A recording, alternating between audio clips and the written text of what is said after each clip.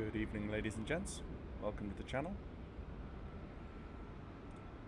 Let's just get things set up here.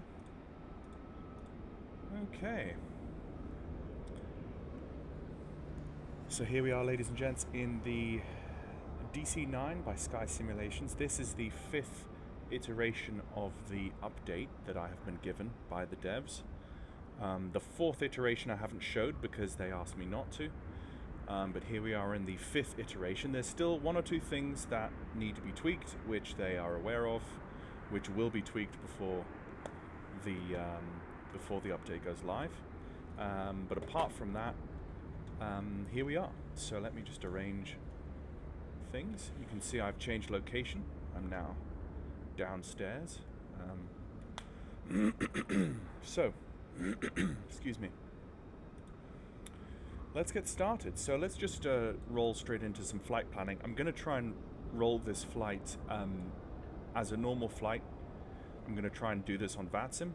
So this will hopefully try to display that the aircraft is now VATSIMable with this update iteration when it goes live. So we're flying from Amsterdam this evening, and we'll be flying over to Gardermoen, Oslo Gardermoen.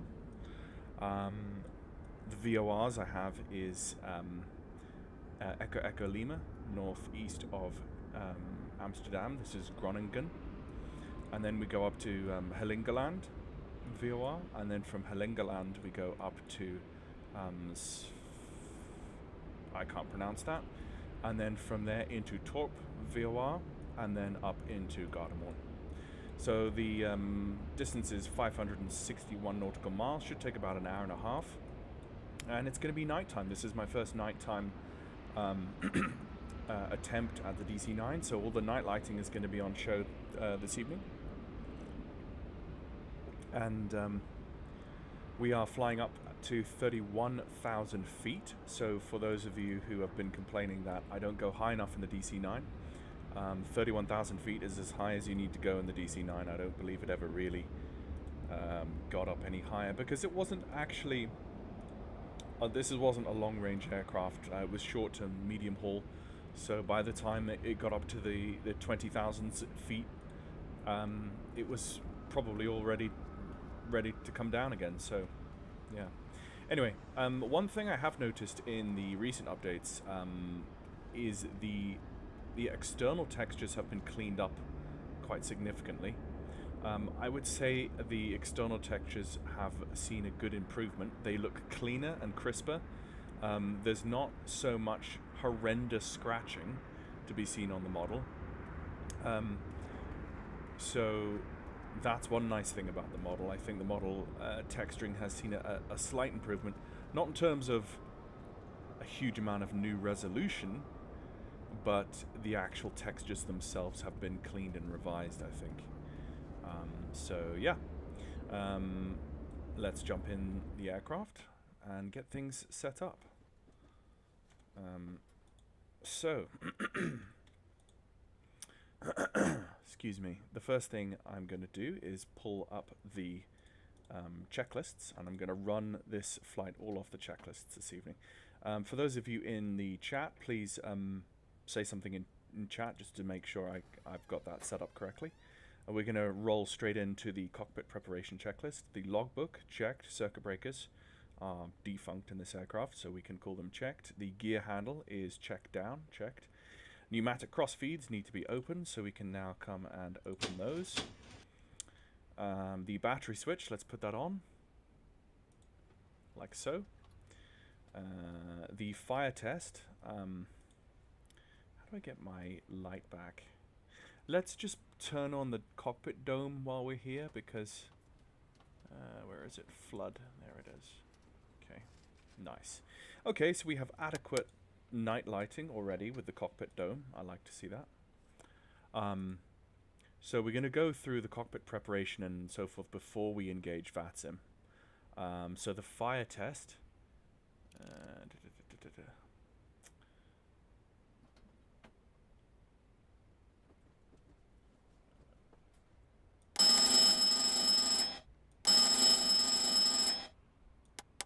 Okay. Cool. The electrical power checked. So on the electrical power, let's get the GPU on. Let me just go to my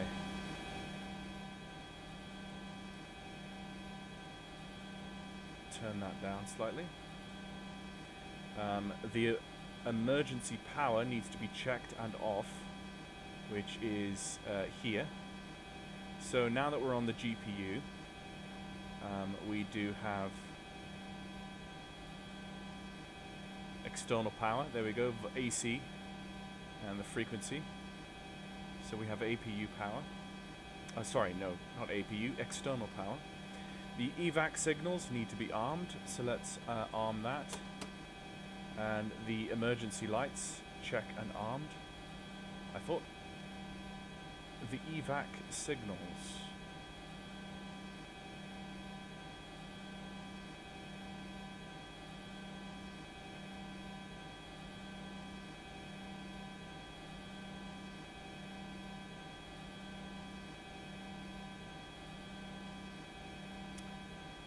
I don't know where the evac signals are, the evacuation signals, but I thought the emergency lights, at least that is set.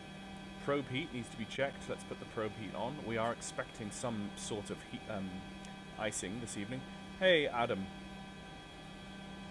The battery switch didn't have a sound, did it? No, the battery switch didn't. The sounds in general is something that is going to be reviewed by the devs after the first update. So there will be a whole audio revision of the module after this first core update of the systems. So all the sounds you're hearing are exactly the same sounds that the base version 1 shipped with on purchase day.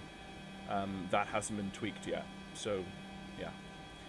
The probe heat, the windshield anti-ice needs to be checked and set. Let's turn on, nope, not that yet. Let's turn on the windshield. There we go.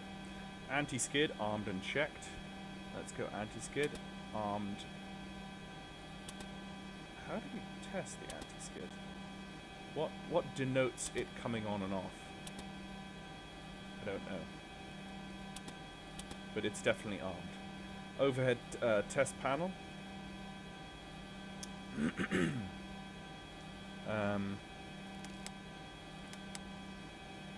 Yo, dude, this is the first time I'm actually looking at that and realizing that's a button. I will totally be using that later on. So I'm looking for the overhead test panel. I could call the hostess as well.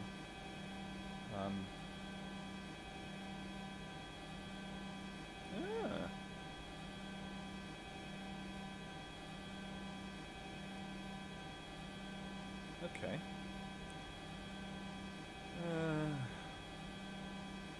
CVR test.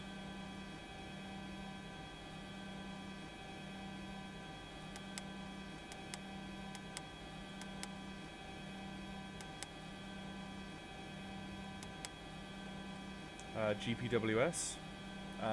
Now, I don't exactly know. I'm still not familiar with the GPWS in this aircraft,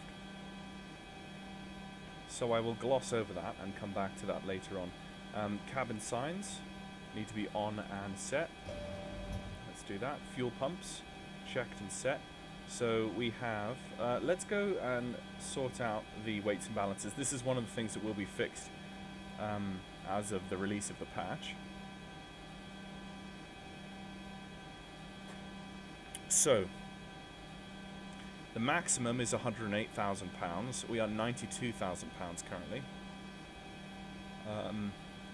50, 40, 12.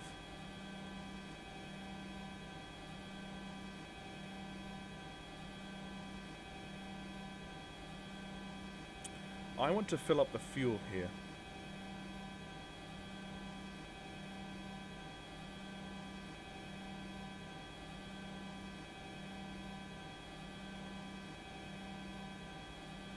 Okay. Ramp fuel, 24,000 pounds. Okay, so we're max takeoff weight. And what have we got in the tanks? We've got a fair amount in the tanks. Okay. So let's roll with that. Let's just pay attention to our takeoff weight is 15, 16, 17, 18. It's 18 and a half, which is going to be here. So flaps 10, we need a trim setting of 4.7. So let's set 4.7 on the trim setting, about there. So that is the fuel pumps. The center fuel pumps need to go on.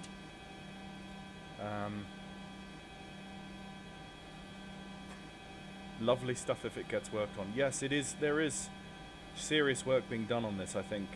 I can attest that much.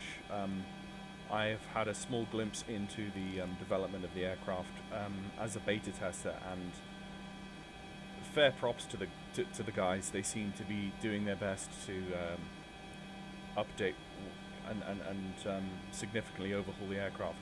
Sadly, it's after the release, but here we are. Flight and voice recorders I'm going to ignore. External lights. Let's set the anti-collision light. So we can see the anti-collision light flashing below, and we can't really see it flashing above. No, there is a little bit of reflection happening off that aircraft seam, so...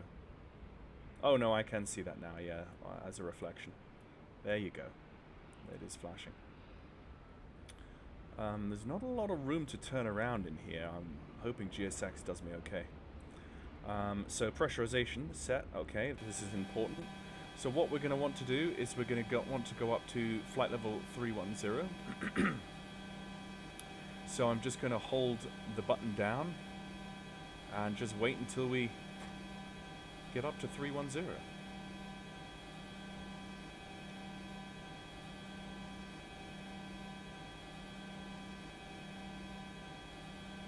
I'm also going to need some sort of a scratch pad to write down ATC communications. There we go, there's flight level 310 is set, and the climb rate we're going to leave at about 7. And the last and most important thing, we're going to come down here and turn this on so that the pressurization is automatic. The air conditioning shutoff needs to be armed. Air conditioning shutoff is armed. Annunciator panel lights checked. Now,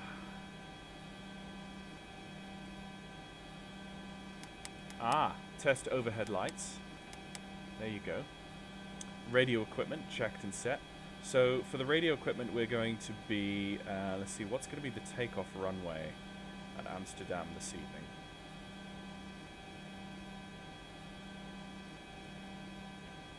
One thing that's a bit difficult about this aircraft is that there's still no sim brief profile. Okay, it looks like it's going to be the long taxi. It looks like 3-1 left.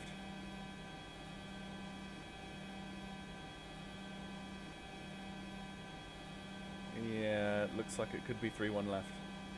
But we'll wait until we get ATIS for that. But the first VOR is going to be Echo Lima, which is 112.4. So let's turn on these, and let's go 112.4. Set. And with the setting of 112.4, we want to turn the left knob from ADF1 to VOR1, and the number 2 is on VOR2.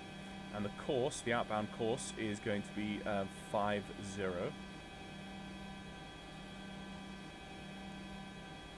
Set. And we'll set the heading bug later on.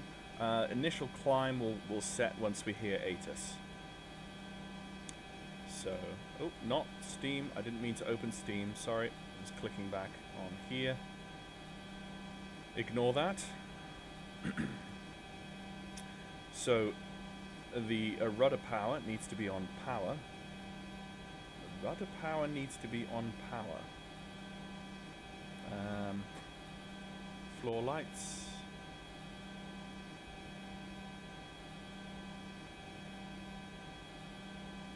I don't know where the rudder power is, but I've never had a problem with it before, so I'm going to skip that part. Stabilizer trim has been set and checked. Hydraulic power. We need the hydraulics need to come on, like so. Gear handle, lights and horn, checked. Autopilot servers are on. Crew station crew paper has been checked. O2 masks and supply. Let's go oxygen.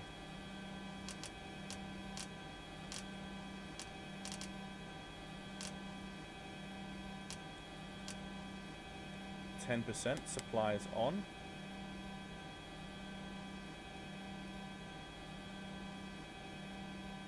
Emergency, normal, test mask. Okay, the test does nothing, but I'm assuming... I mean, it would be nice to have a little sound of, like, of oxygen or a gas release sound for that, once that update happens. Usually VOR is up on the ADI. The way it's configured now should give you ADF on the left, VOR on the right. Yeah, so I had ADF on the left there. The VOR, that's VOR 2, and I'm usually going to be putting my primary VORs and ILSs in nav 1, so that's why I wanted nav 1 up. I could do ADF with the second. The top beacon could do with brightening, I feel like. Yeah, I've mentioned that before to them, and in some yeah, that's a good point. It's a fair point that it should have a bit more illumination, although you can just about see it. I think it needs a bit more. I did give that feedback a while back, and they did improve it, and I think maybe it needs a little bit more of a push in the right direction, but I think you're right there. Right, let's go back to my takeoff warning, checked. Okay, I can't remember where absolutely everything is.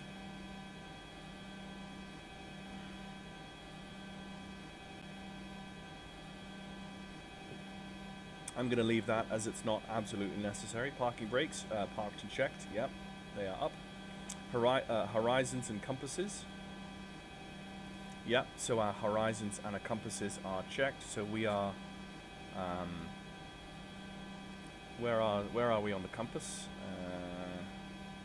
Where is our compass? Where is our compass?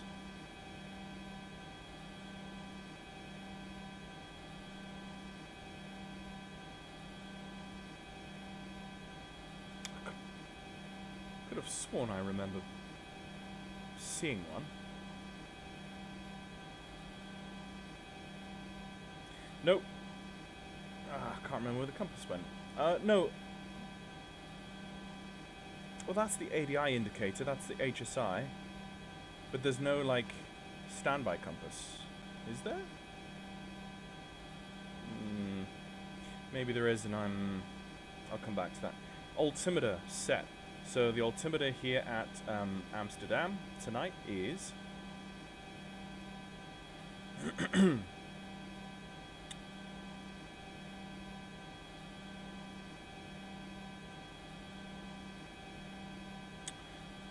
is 1013 with a scattered at 600 feet.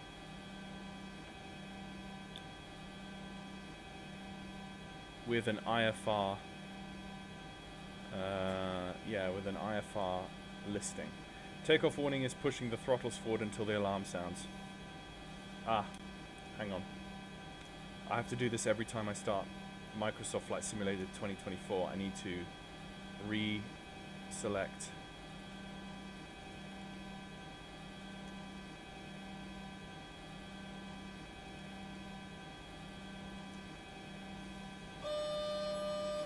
There you go. Also, whenever I move that forward, the air pressurization starts to come up, which is interesting. Altimeter has been set. Yeah, we're 1013. Stabilizer trim tabs have been set at 4.7. Aircraft log and maintenance release has been checked. Fuel, oil, and hydraulic quantity has been checked. APU on and checked. So let's get the APU on now at this point. Let's hold it until we see the RPM rise up above about 5 to 10%, which it does. And just monitor it. The temperature's coming up as well, the EGT. There it comes. It's about this time I should probably start to fire up vPilot and get that set.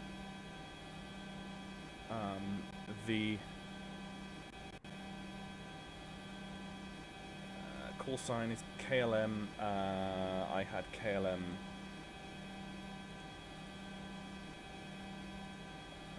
It's KLM 810. That's right, 810.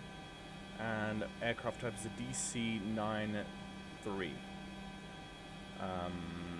That is correct. Connect. Okay, let's just let that configure and continue. So APU, let's just, yep, APU is stabilized. Let's get on the APU and let's turn off the GPU. We can turn off the APU air, and we can see that we do have pressure for engine start when we need it. So we are ready to go on that. Takeoff data stabilizer has been set and checked. Takeoff data has been, let's just have a look at the takeoff data. So in terms of our gross weight, our takeoff weight is 102.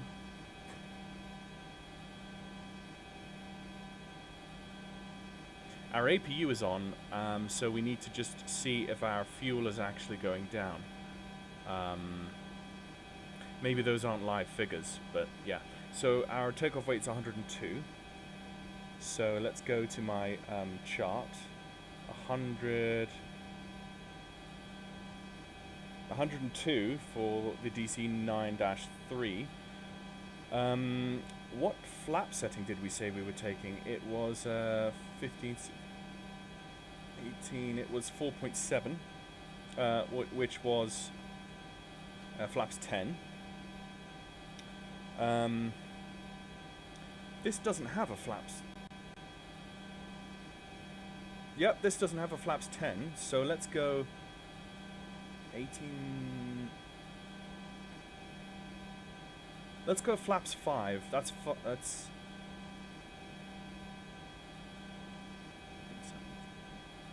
yeah, let's go flaps 5. That's 4.1, which is about there. So flaps 5, V1 is 142, VR is 145, and V2 is 151.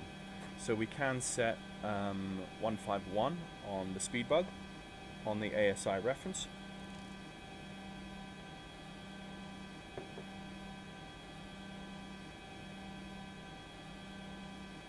And that is set. Okay. The EPR bugs, yes, very important. So for the EPR, we want to go over to our EPR thing menu. So we have static takeoff thrust, I think, STA, and MCL is maximum climb thrust. MCR is maximum cruise thrust, I think. And then the third setting is flex takeoff. So for flex takeoff, at our current ambient temperature is 1.9 to, that's about 1.3,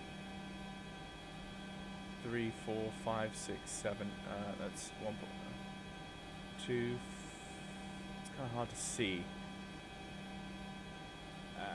I don't quite know what that is, but I'm going to call it about 1.98. I'm going to call that on the flex takeoff, so I'm going to put 1.98, which is almost 2, which is fine. 1.98 set, and 1.98 set on the right hand side. So these little EPR bugs now move by single units as opposed to tens, which was quite frustrating, as you can imagine. So that's now been fixed in my build. Departure clearance has been received. Well, it's not, but that's what we could do now. So for the departure clearance, let's go and grab, let's actually, I think the easiest way for me to do it is do it in SimBrief, and when it's done in SimBrief, then I can file from SimBrief, and then that's easier for me. So I'm just going to do that. So EHAM, ENGM, KLM 810, 810 it was, yes, let me double check, 810. And aircraft type, we don't have an aircraft type, we don't, literally, SimBrief does not know what a DC-9 is, sadly. So, annoyingly, I'm just going to call myself a DC... something? Yeah, I'm just going to call myself a DC-8. And then I'm going to just change the waypoints. It's EHAM, EEL, DHE, SVA, TOR, and ENGM. Just pulled that out there to put that in. And flight level 310.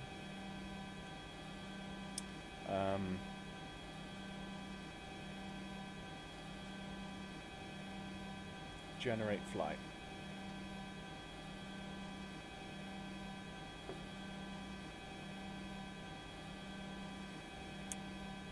So,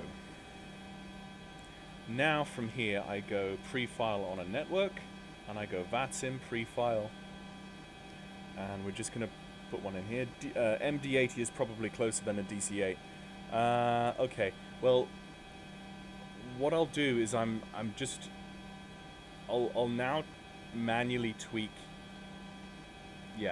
DC-9.3. Can I do, yeah, I can do a DC-9.3 in the VATSIM aircraft type ICAO, which means that at least I'll be model matched correctly. My transponder is going to be Whiskey, which is a non-RNAV airliner above flight level 245, I think it is. That all looks correct. That all looks correct. Remarks, no RNAV, VOR to VOR only, and radar vectors, please. File flight plan. Okay, flight plan has been filed. Enjoy your flight. Okay, so that's that. We can get rid of that. We can do all of this. Everything seems to be working as intended so far.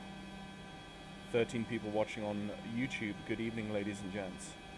So, yeah, I can see myself on VATSIM. There is a KLM next to me, apparently, in a 738. So we've got some company. Let's just have a look to my right. Yep, there he is, right next to me.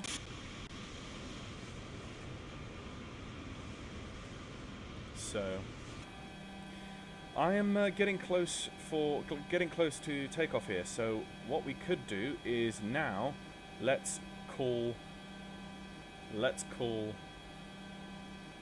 Do we have departure, ground, tower, ramp, ATIS? Let's listen to ATIS first. That's 132.98. So let's go to my frequencies and go 132.98.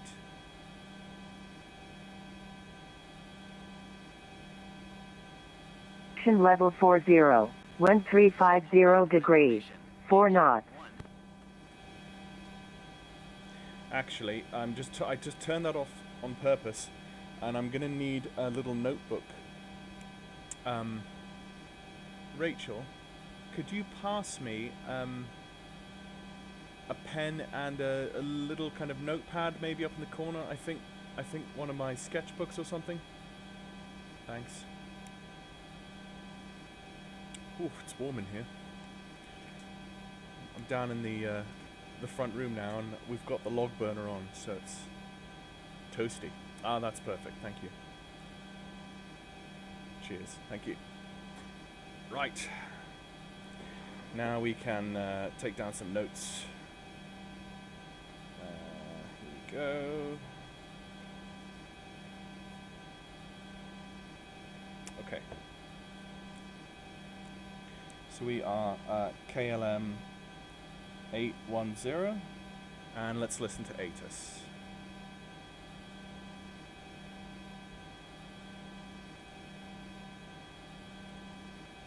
Was it 132?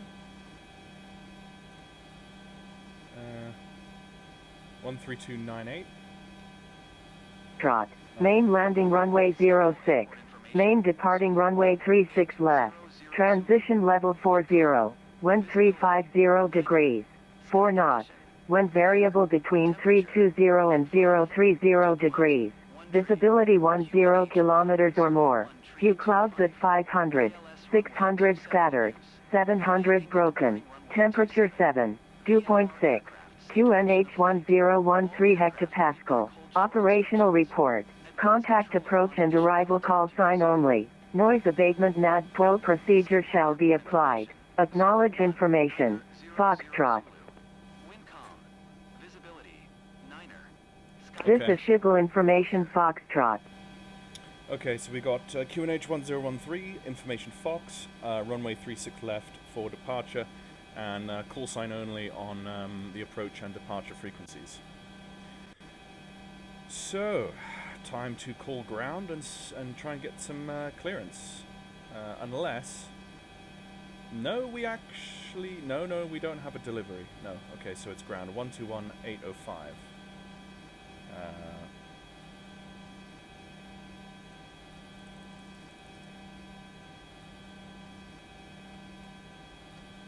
Please.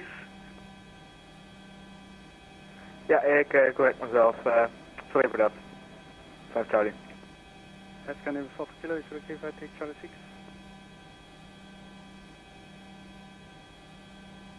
Scandinavian 4 kilo, you should take Charlie 8, but if you want to have Charlie 6, it's okay with me. Yeah, I have a default plane on Charlie 6 on playing Flight Simulator 2024, so I don't know how to send that off. No, that's probably an AI an aircraft, but you can take Charlie 6 from as far as I'm concerned. Thanks. Eurowings 1801, can I just confirm I continue taxi on Alpha and turn, and to go into stand Delta 52, I turn into Alpha 9 Charlie. Eurowings 101, it's affirmative. Double watch. Alright, continue on Alpha and turn left onto Alpha 9 Charlie. Thank you, 1801. Ground, good evening, KLM 810 with information Foxtrot, requesting IFR clearance as filed. KLM 810, sorry sir, you have filed a invalid flight plan. There is no SIT and there are no airways, so please send me a valid flight plan, sir. We are a non-RNAV airliner, so we're requesting a VOR to VOR flight plan as stated. Is that acceptable? I will have to check. Please stand by. Here we go, folks. I wish the external lights got fixed. The top beacon needs a mesh and more reflection like the bottom. Also the white nav light and strobes. Yeah.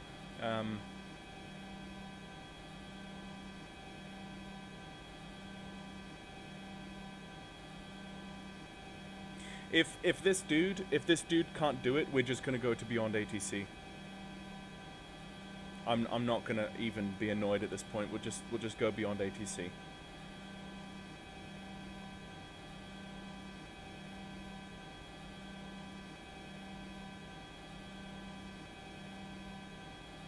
KLM 810, please stand by. I'll come back to you shortly.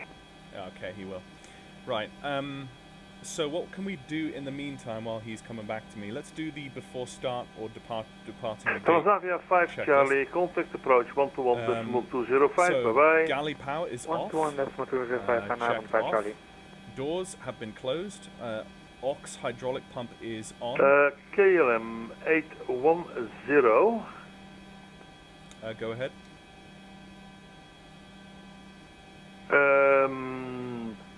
You can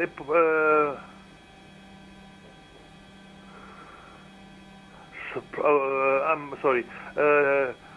Expect departure instructions from tower, sir. For now, you're cleared to Godalming. Runway 36 left. Initial climb. Flight level 60. Squawk 0160. I will get departure clearance from tower, and the transition level initial altitude is 6,000 feet. Squawk 0160, KLM 810. KLM 810, please. I had a little bit of interference. Initial flight level is 60. Please confirm. Initial altitude 60. Flight level 60. KLM 810. KLM 810, repeat is correct. Report fully ready. I will do. Thank you, 810. Okay, so we've got a clearance, a partial clearance, and Tau will give us more of a clearance. I did have some issue flying a non-RNAV airliner into Amsterdam before, if you remember. There's a couple of live streams back, but there we go. Usually the Dutch controllers are great for non-RNAV. This one is new, so it would be good learning opportunity for him. Yeah, okay. Good, nice one, Kevin. Let's just continue our before start or departing gate checklist. So the auxiliary hydraulic pump is on, the anti-collision light is on, air condition supply switches KLM 495, contact approach 121.205. Air condition supply switches 11205, final half on Feather, Ready. Checklist complete. Okay, now the next checklist is the after start checklist. So we're ready for pushback. Let's see what. Iberia 1611, you have a flight plan filed with a flight level that's too high. I have a maximum flight level of 245. Can you accept flight level 230? He emailed the supervisor or tower controller. How do I do this? I can with Yeah. 230. I'm sure he did. Well, I mean, that's the logical thing, so. Iberia 611, cleared to Paris Charles de Gaulle, Q-dot to Victor departure, runway 36 left. Initial climb, flight level 60, squawk 1000. And Squawk 1000, initial 01. climb in 60 by Kuta to Victor, runway 30 left. Iberia 101. Iberia 161, repeat is correct, report fully ready. Roger.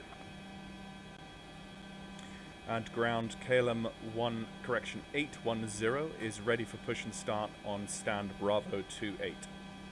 KLM 810, information Golf, QL 81013, pushback and startup approved. Push and start approved and new Golf 1013, KLM 810. Okay, so that pressure hasn't changed. GSX, ready for push and start. KLM, that's fine. Here we go.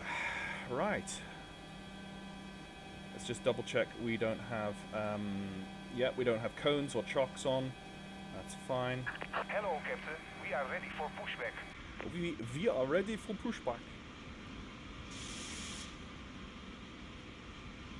Okay. I like the little wing walkers.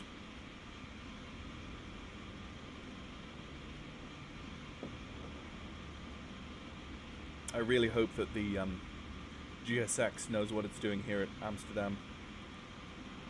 Yeah, this is a default thing. This is to do with the... I did download a off flightsim.to GSX profile for this aircraft this afternoon, but clearly Departure checks completed. he's not going to the right Bypass place. initiated.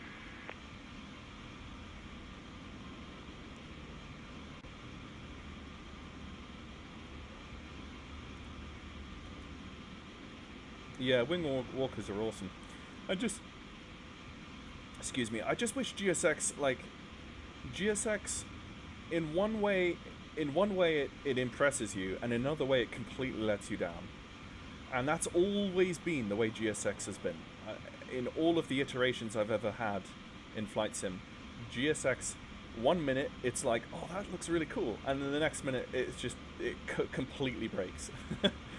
Like this, for instance, look, he's using a pushback tug that you would use for a 747 on a DC-9, and he's going to lift my nose wheel like I'm a 747, and because I'm that heavy. Like, this is so overkill.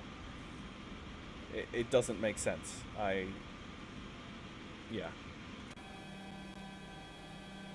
Anyway, so we're getting push and start, and hopefully we will get Yeah, there's the nose being raised. Are we going to get interrupt pushback? No. Are we going to get control over which direction we push? 'Cause ground, KLM 169. that's going to be a bit crucial. Yeah, there we go. Pushback facing southeast. That's where we want to be. Release parking brake. Release parking KLM brake. 16906.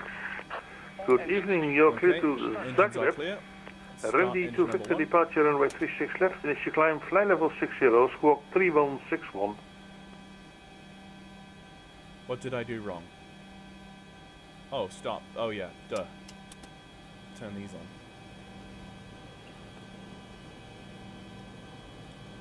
Okay, as we get to about 10 to 15% N2, we will introduce fuel. Departure, flight level 060, clock 3161. KLM 1696, not correct. Cleared to Zagreb via the Randy to Victor departure, runway 36 left. Initial climb, flight level 60, squawk 3161. Short pushback.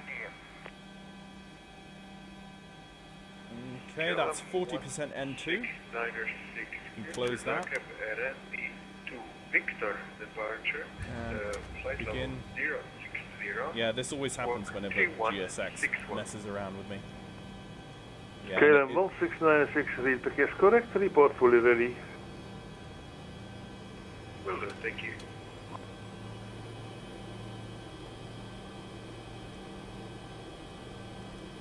hydraulic pressure's coming in. There we go. Iberia EGT 1611, information Golf, QNH 1013, pushback and startup approved. Yeah. Approve for QNH 1013, ready, 101. Bypass been removed. Left is clear, right is clear. I can't click the... There you go. And that is engine number 2 online. Let's close the guard. And let's do the after start checklist. Air conditioning, air, auto and or off. Let's put that to auto now. Electrical power needs to be checked. Let's reset the gens. And then turn them back on again. You see the needles flicker, and now we can turn off the APU, like so, and APU air goes off. So pitot and static Hello filters ground, needs to KLM be on 412, captain. 9, Bravo 23, Airfoil and with engine information Golf, NTI, request so let's ISR turn clearance. those on now. KLM Pneumatic 412, good crossfeed evening, clear to has Hamburg. is still set. Spijker Enunciator 4 panel factory lights, departure, check. runway 36 left, We've initial just climb, got, fly level 60, squawk inlet- 0166. Inlet fuel pressure low, and radio fan. Let's turn the radio fan on. We're clear to Hamburg, Not sure what that is. We'll keep flight level an 30, eye on that. no, Hydraulic pressure 3,000 pumps feet, checked and high. Correct. Squawk Checklist 0166, complete. The taxi checklist APU is as required. We have KLM it off 412. now. KLM And it is 412 negative. cooling down. Clear to Flight Hamburg, instruments Sierra have been, Papa Yankee checked. 4 Victor departure, runway checked. 36 left, initial climb, fly level 60, squawk 0166. Hamburg, Sierra Yankee Papa, Nav aids is and it, radar have been set. Transponder has been sorry, can you send set. departure then? Flight KLM controls 412, shall I text you the clearance, sir? Yeah, that'd be amazing, thanks. full travel. on both. After that you received the clearance, please read back to me. Taxi checklist complete. So now we need taxi clearance. Ground, good evening, KLM 188. KLM 188, welcome to Schiphol. Taxi to gate Delta 41 via taxiway Bravo, Alpha 10. Taxi to stand Delta 41 via Bravo Alpha 10, KLM 188. Ground KLM 810 is ready for taxi. KLM 810, taxi to holding point runway 36 left, at Whiskey 5, cross runway 36 center. Taxi holding point runway 36 left, holding point Whiskey 5 and cross runway 36 center, KLM 810. Okay, so KLM 810, did I say taxi via Quebec? was that me? KLM 810, just to be sure, taxi via Quebec. Sorry, thank you. Yes, we will taxi via Quebec 810. 810, thank you very much. I was assuming I was taxiing via Quebec, or it would be a much longer taxi. So he gave me a crossing at Whiskey 5, which is way up there. Okay, ready for taxi. Park brake off. Let's pump up the... KLM 412, sorry. Hamburg, Sierra Papa Yankee for Victor departure, runway 36 left, initial time flight level 60, stroke 0166, KLM 412. Let's get flaps 5 going. KLM 412, Rubik is correct, report fully ready. We'll call KLM 412. It's a bit too bright in the cabin, and I want to turn off the cockpit dome. Who's that taking off? That's a KLM 777 landing, actually. It's at first immediate right here.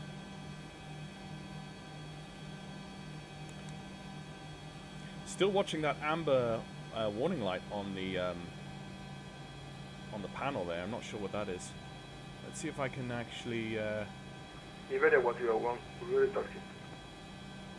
Iberia 1611, No. taxi to holding point runway 36 left. That will not do. Sorry, Iberia 1611, taxi to holding point runway 36 left at Whiskey 5, cross runway 36 center.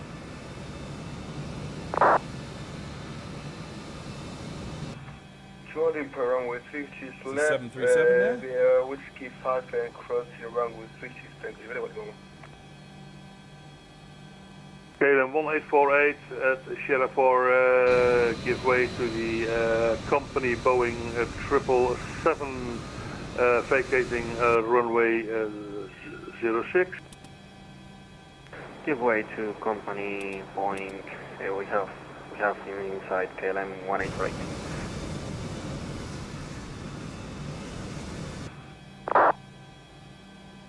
Anti-collision. Goedenavond. Position. Shamrock now Whiskey and send Delta 22 information for request for The nav lights are actually Shamrock, position slash Niner strobe. Papa Whiskey. So off nav lights and both strobe and nav. Information Golf Q81013. Took me a pushback minute and to figure that startup out. approved. But until you fly this in the night, you don't really know what's going on with the lights sometimes. 013 Shamrock Niner Papa Whiskey. Iberia 611, you are on the wrong taxiway at Alpha 9. Take a right hand turn directly followed by a left hand turn and continue on taxiway Bravo. Continue to Bravo, really want to go on, sorry. KLM 1848, take your traffic is already out of the way, so you can continue taxi. Continue I don't know taxi, what KLM that, 188. right inlet fuel pressure low. That's concerning me. All my fuel pumps are on, so I don't really know what that is.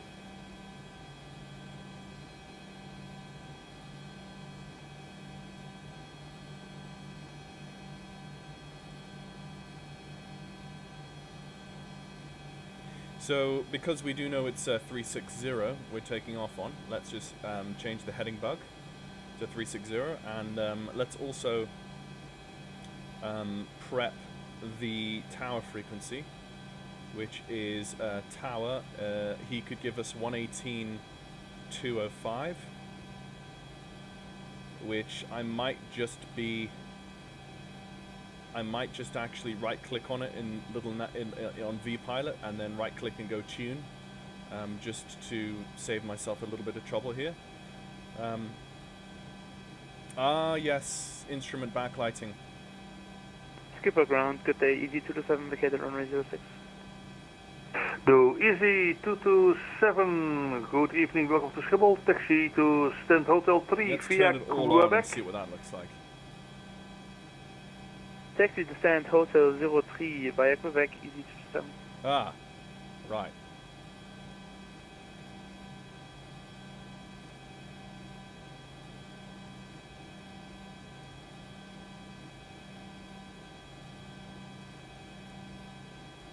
Let's just turn everything on and see what happens. Ah.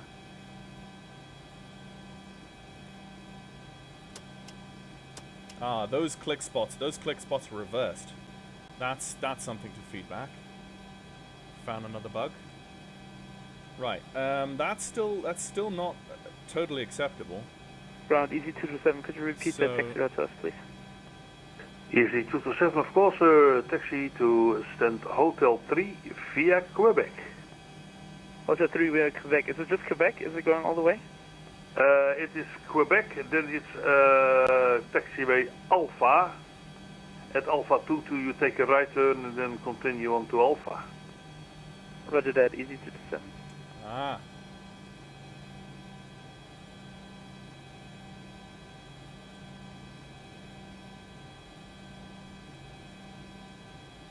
It's the second one here. This one. Ah, yes, there we go. That's more like it. KLM 810, you're on the wrong taxiway at Alpha 25. Take a right turn, then a left turn and continue on taxiway Alpha, please. Apologies, will do. 810. 810 at Schiphol, for your information at Schiphol, we always take the right-hand taxiways unless ATC tells you otherwise. Thanks.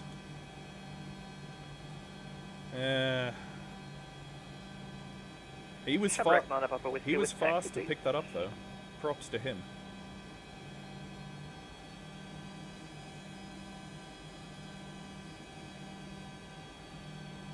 Shamrock, 9 Papa Whiskey, taxi to holding point runway 31 knots left. behind me. 27 knots At behind Whiskey me. 5, cross runway 18 center. Taxi holding point, runway 36 left, and at Whiskey 5, cross runway 18 center, Shamrock, 9 Papa Whiskey.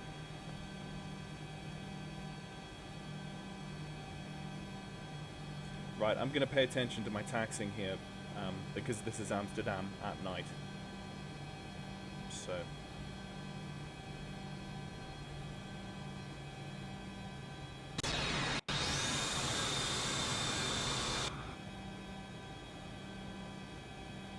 Still don't like that And light. is there any preferences for Shamrock 9 Papa Whiskey via north or south?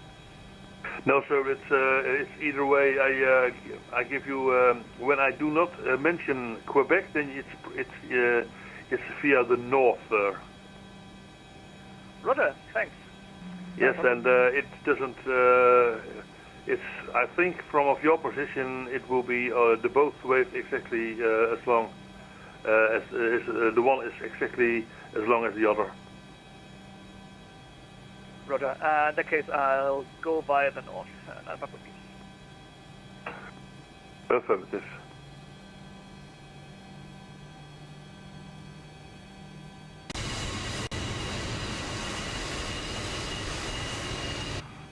He's turning off.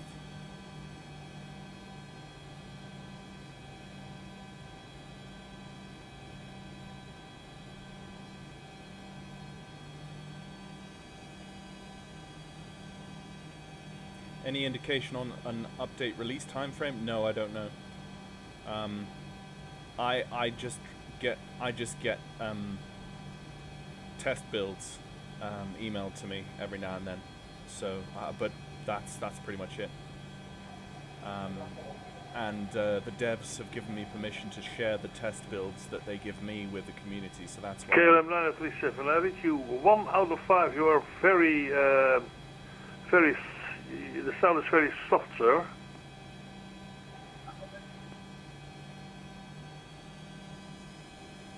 We are close to maximum takeoff weight, which is why I need a bit more thrust today.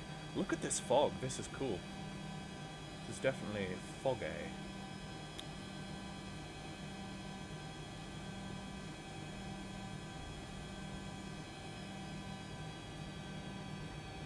Okay, so he's going to hand us off to tower. Ground KLM 937, radio check. KLM 937, I read you 5 now. How do you read me? Ja, 5 en 5, kan verkeerde headset. Ja, kan gebeuren. The KLM 937 has Golf copied and requesting IFR clearance to Geleen, eigenlijk Dublin. KLM 937 information, Golf correct. Clear to Dublin, Berkey 5 Victor departure runway 36 left. Initial climb, flight level 60, squawk 7330. It's a bit of a strange. Clear for the Berkey 5 Victor departure terrain runway elevation issue. 36 left, initial climb 60 and squawk 7330, KLM 937. KLM 937, read back correct, report fully ready, break Iberia 1611, contact approach 121.205, bye bye. 121.205, ready, what you're one, thank you, bye bye. There's no tower control. KLM 810, contact approach 121.205, bye bye. Over to approach KLM 810, thank you, bye bye. Approach 121.205.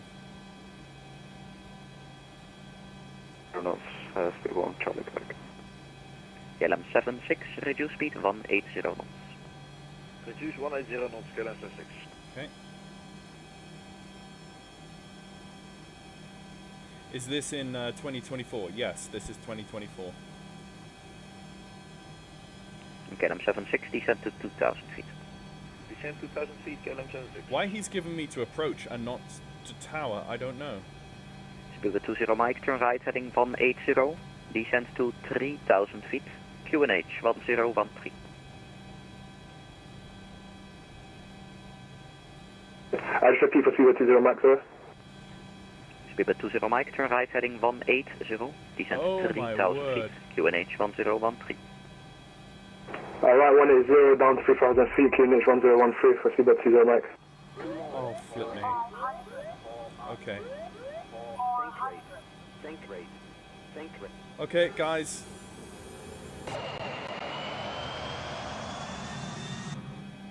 That's the takeoff.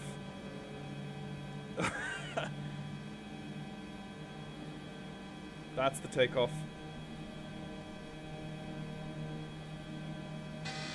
Oh, I've not seen that terrain issue at Amsterdam before.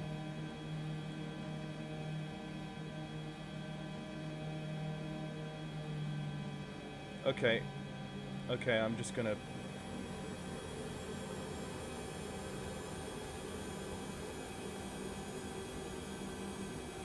So for once there was an issue that had nothing to do with the DC-9. Okay, there's my 250 knots. IAS hold.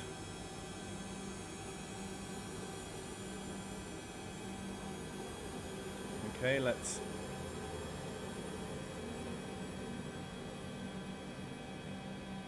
maximum continuous thrust is just over 1.9. So I'm going to leave it 1.95 maybe. About there. Okay. So we're climbing at 250 knots. We are climbing with heading mode on. Let's go and do a quick takeoff checklist. Let's skip to the climb checklist. Landing gear is up. Flaps are up. Spoiler is disarmed. Air conditioning auto shut off.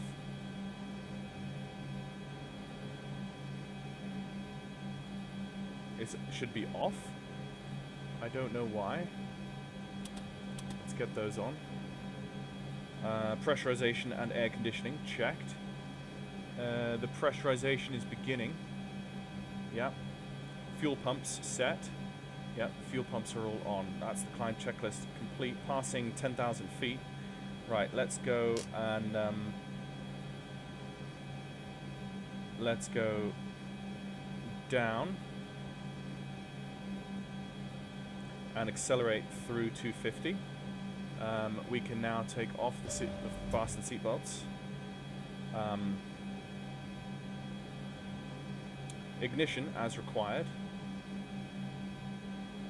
Ignition can go to off. Hydraulic pumps can go on to low.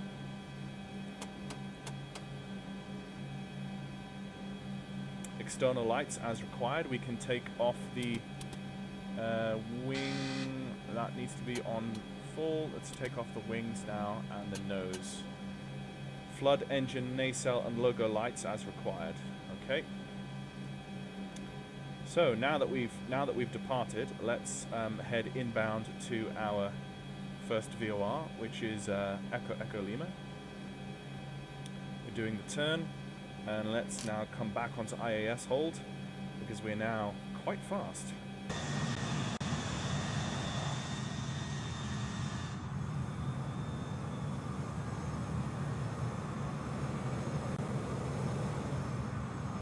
So there's the nav lights. You can see them working.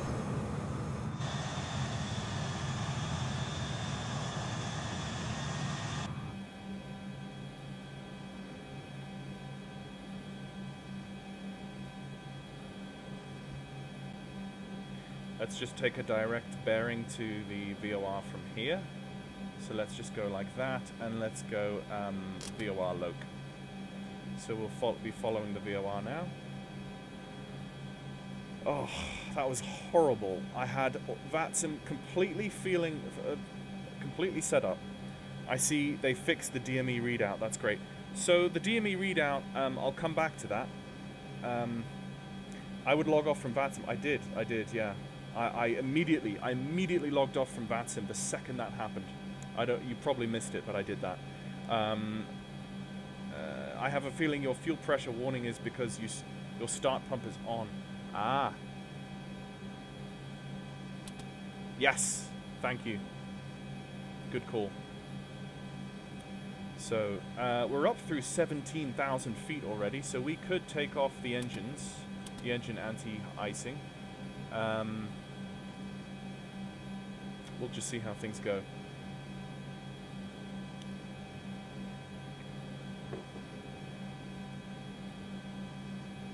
You know what? Now we're in the air. Now that we're back in the air, I shouldn't ever be contacting. I shouldn't be contacting or engaging VATSIM while in the air. So I'm going to bring on Beyond ATC, and because Beyond ATC automatically reads my sim brief flight plan, I should be able to get up and running on Beyond ATC pretty quickly here while I'm in the air, which is one of the pros of Beyond ATC. So let's see how this goes. I'm gonna have to look at that. I'm gonna have to look at that on the Amsterdam scenery. That was really bad. That was really bad. Right, let's just up through to flight level 200. Continuing to climb. For some reason, my engine has come up slightly.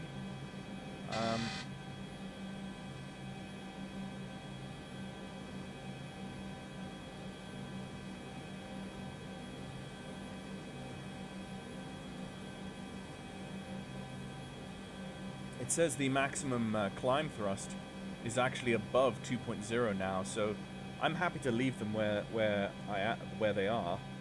I'm not KLM 81 heavy. Why is it giving me heavy? Oh, I know why it's giving me heavy on the call sign is because I put into SimBrief a DC-8, not a DC-9. What is my frequencies here? Clearance, ground, tower departure. I should be on departure probably. Announce on frequency. Skip hold departure, KLM 810 heavy, flight level 218. KLM 810 heavy, Schiphol departure, good evening, identified, descent to flight level 150. No, I don't. Descend to flight level 150, KLM 810 heavy. No, I don't want to descend to flight level 150. Sorry. KLM 810 heavy, cleared direct Eelde. Resume on navigation.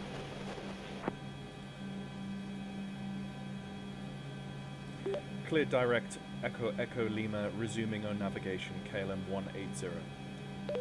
810, sorry.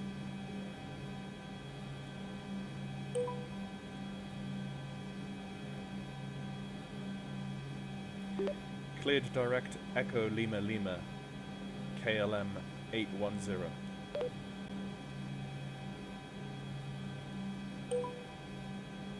KLM 810 heavy, Eelde is your current waypoint. Continue direct Eelde. Continue direct Echo Lima, KLM 810.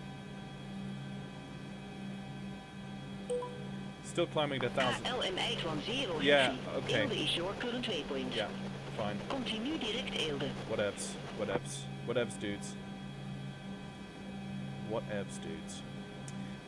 So beyond ATC, let's get up beyond traffic map, and then we can actually see what's going on around us.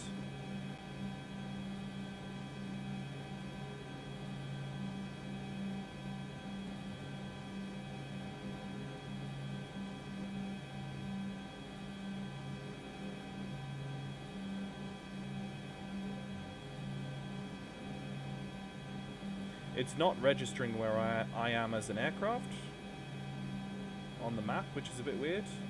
Maybe that needs to be updated. Anyway, I'm not going to worry with that then. I'm just going to go off what Beyond ATC tells me to do. I can actually see the Beyond ATC traffic on a little nav map, which is really cool. So, right. Let's just take stock of the situation. We're on QNH 1013, so that wasn't an issue as we were climbing. We have our windshield anti-ice on. Let's turn off the windshield anti-icing because if we want to test the icing, let's just screw around, and because of course VATSIM is just down the toilet at this point, sadly. Let's just roll with a daytime configuration so we can see what's going on.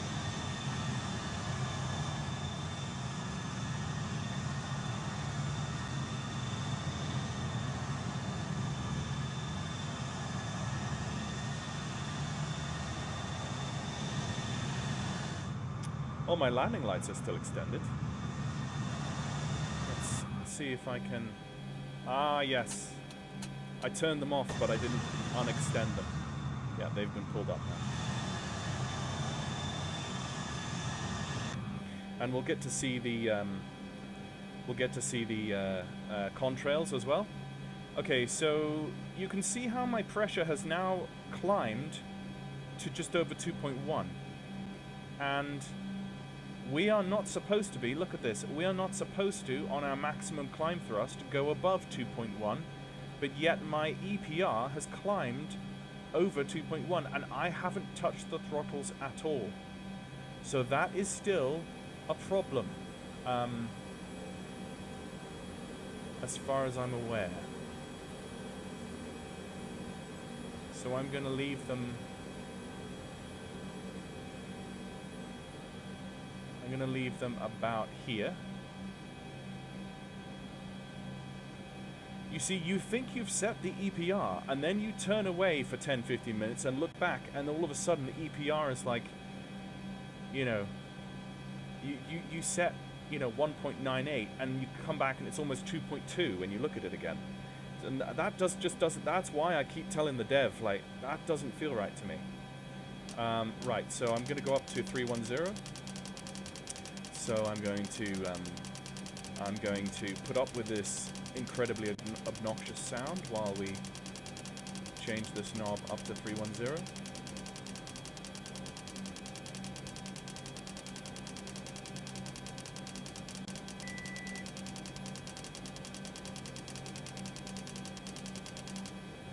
Set. Okay, so here, this is what we're talking about here. So 11. What does that mean? We actually only have about 9. Okay, that's 9 nautical miles. Right. So basically, what they've done here is they've taken away the decimals. This is just the base mileage. So that's 8 nautical miles. There is no point something something. It's just so you can technically, you should be able to technically see upwards of 180 to 200 nautical miles outbound from the dude. So okay, so let's go back to the turn knob and let's set a new heading of 032. About there, and let's go heading hold. Still, we're climbing at about 400 feet per minute now.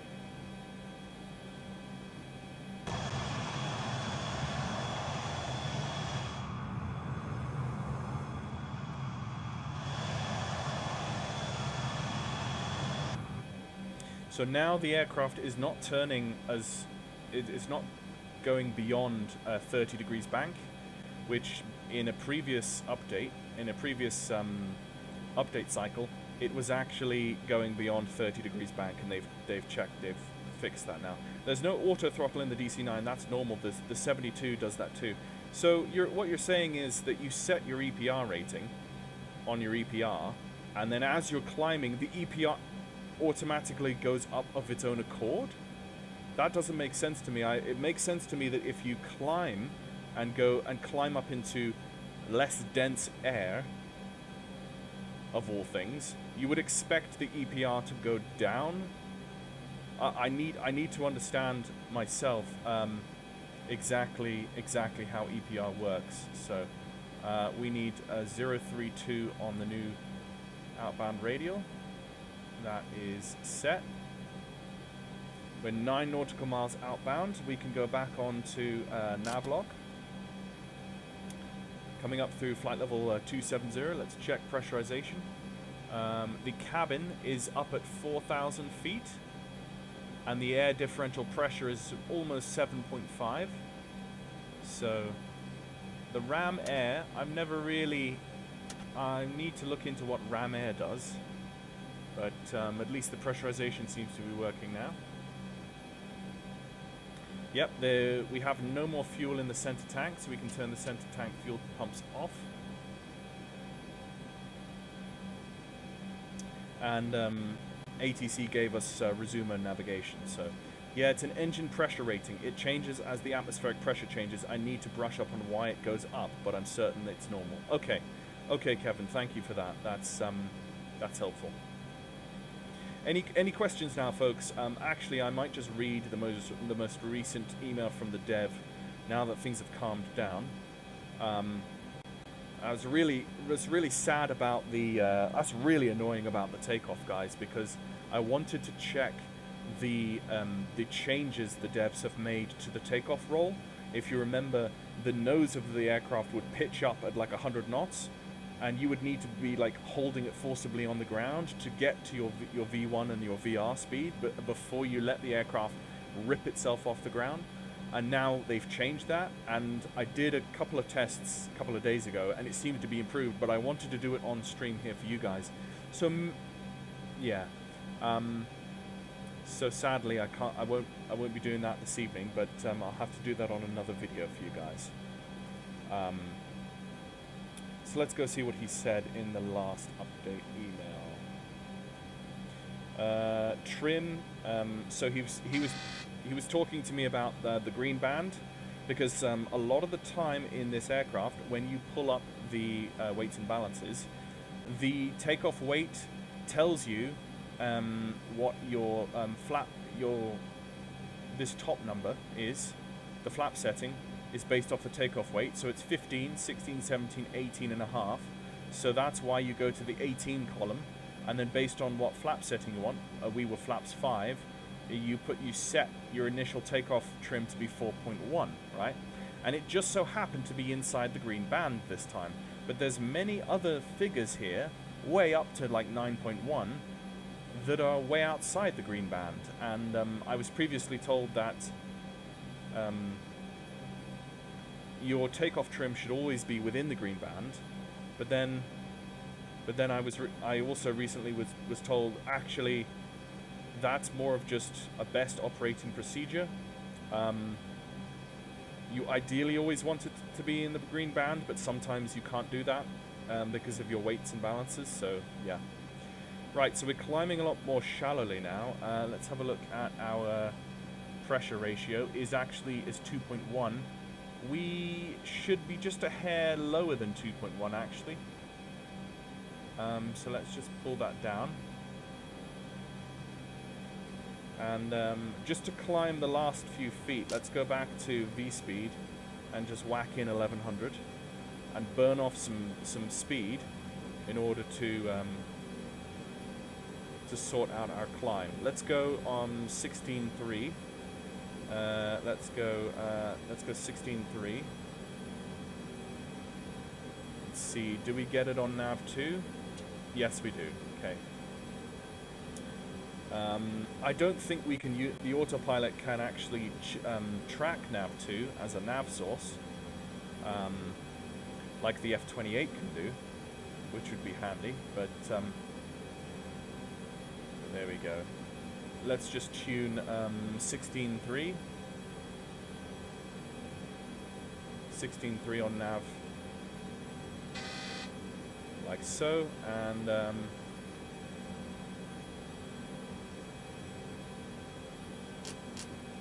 recycle the nav source, and we are back onto. We are going inbound to Hellingerland at 30 nautical miles. Ah yes, it's a ratio rather than rating. Cheers for that. Saves me from having to research it. Engine pressure ratio increases with altitude because the change in turbine exit pressure is less than the change in ambient pressure. Okay.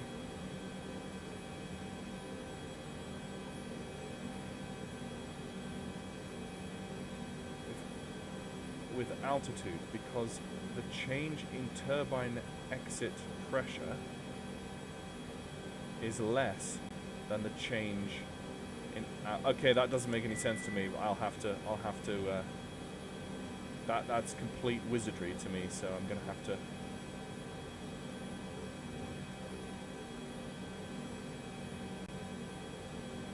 I'm not getting any. Okay, I'm gonna go to center. Amsterdam radar, KLM810 heavy. Good day. I shouldn't be on Amsterdam radar at this point. For flight level 150.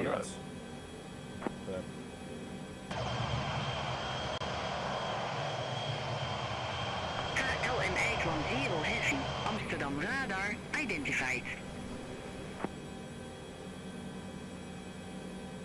KLM810 heavy. Contact Bremen radar 125.1. Have AQT. There we go. A contact 125.1, KLM 810.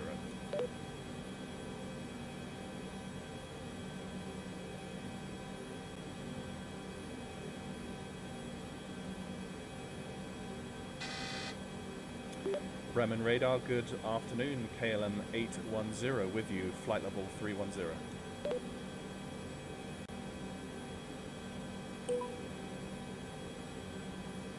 KLM 810 heavy, Bremen radar contact. There we go.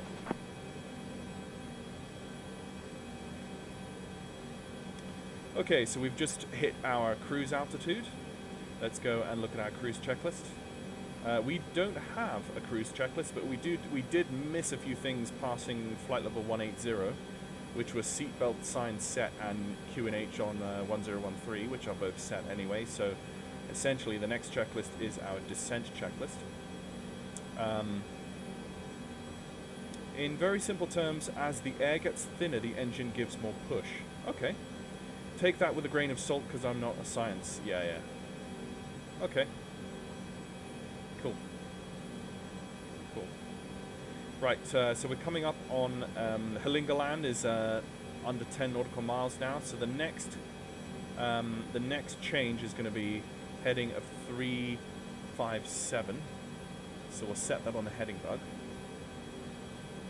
357 is set, and then we will go outbound from Hellingerland, which is a tiny island,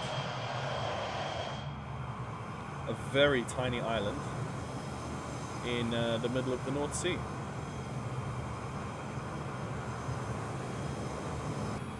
It was held by the Germans because it was very close to the coast there. Flyer 8495. Good day. Flight level 390.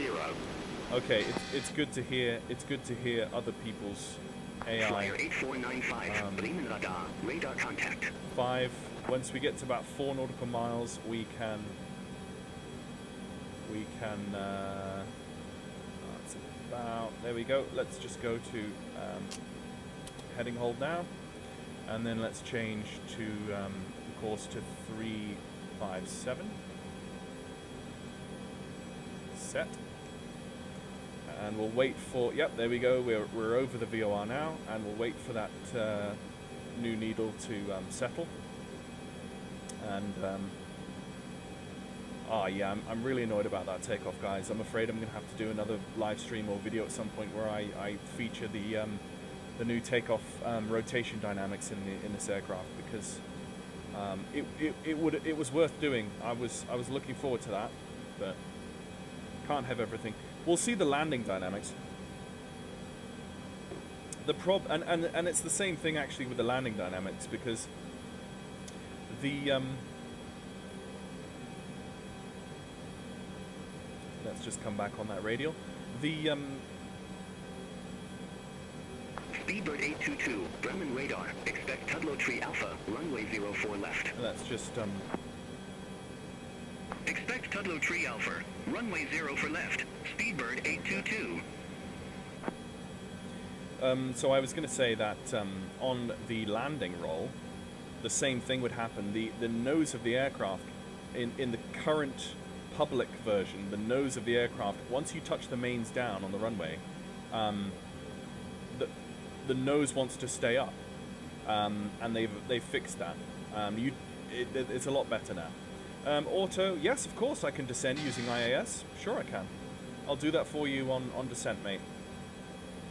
Okay, so coming back onto the radio, let's go VOR lock and let the aircraft do its thing.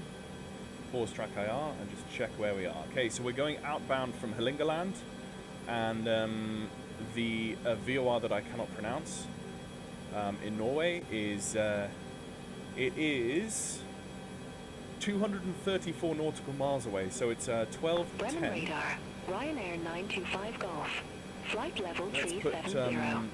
Put 12:10. Ryanair 925 Golf, Bremen radar, radar contact. Yeah, we'll be able to see the countdown of the new VOR on nav 2. And yeah, so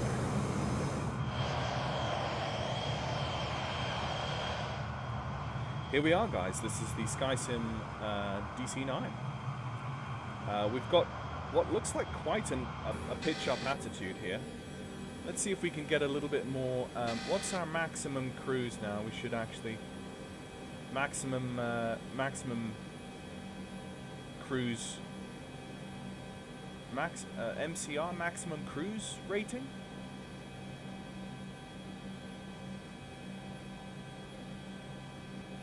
MCT is maximum cruise thrust, is actually is between 2.1 and 2.2. So actually, it's 2.12 maybe.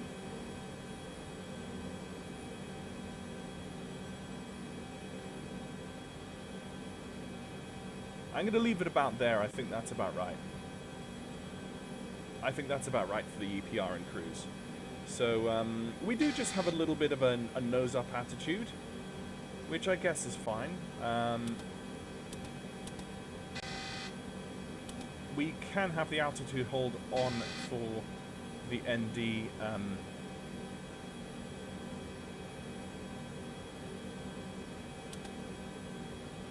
Yeah, see, it doesn't affect when you. Speedbird 822, descent to flight level 120. Shouldn't that be the other way around? Descent to flight level 120. When I have the altitude hold off, we shouldn't be able to. No, when I have the altitude hold off, we should be able to manipulate the vertical position indicator. But when I have it on, it should lock. It should lock that horizontal bar.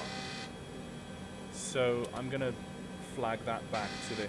Let's just. Bremen radar, Ryanair 67 Whiskey Quebec. Good day. Flight level 370. What were those switches that were reversed? Ah, it was the floor lights. 67 Whiskey Quebec. Bremen radar. Radar contact. Lights are reversed.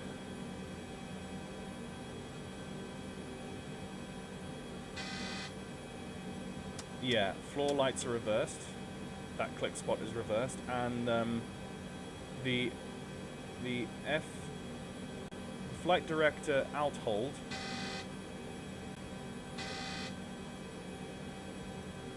is reversed as well, I think. At least that's what I feel. The new VOR hasn't come in yet, but we'll be okay. The MD-80 flies very nose up too. Yeah, one of those things. Well, we'll just have to see when we get on the ground. I do think you do need to be correctly trimmed. You do need to have a correct trim, and you need to. And using this correctly is what should give you a correct trim. So one would hope. Ryanair 925 Golf, Bremen radar. Expect Tudlow Tree Alpha, runway 04 left. Expect Tudlow Tree Alpha, runway 0 for left. Ryanair 925 Golf. We're still cruising quite nose up here, but then I know why. I think it's because we're flying up at 31,000 feet, and we are quite heavy. We've got full passenger load in the back, and a fair amount of fuel. So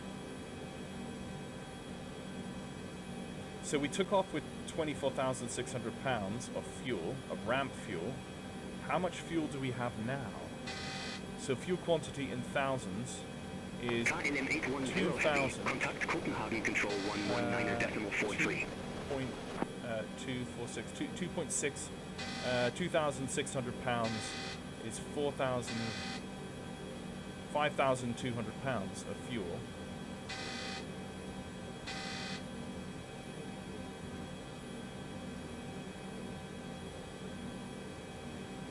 KLM 810 Heavy. Contact Copenhagen Control 119.43. That's fuel used.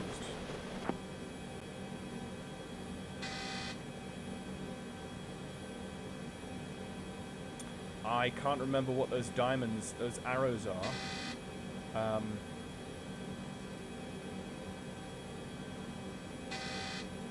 I can tell. So okay, so total fuel quantity, of course. Yeah, it's just a straight readout. So 5,100 pounds of fuel. How much fuel did we start with? We started with. How did we start with 24,000 pounds of fuel, and we've now only got 5,100 pounds? That sounds like I've lost an inordinate amount of fuel in a very short space of time. But then I'm not used to pounds, I'm used to kilos. So maybe, I don't know, maybe that's right, but I feel like that's actually not much fuel at all. Will we make it to Gardermoen at this rate? We're not even halfway. We're not even halfway through the flight actually, and we've only got 5,000 pounds of fuel.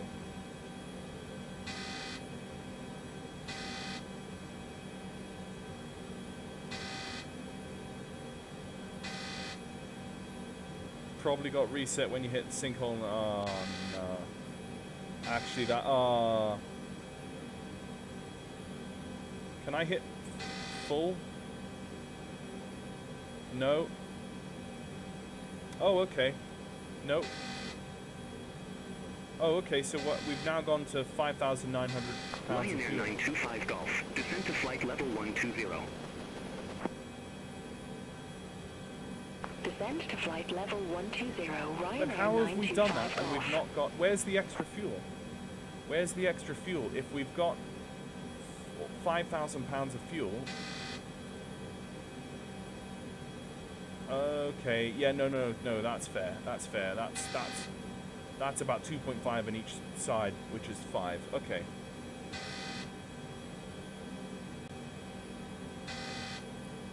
But I don't get the ramp. Look at this ramp fuel. 24,000 pounds of ramp fuel.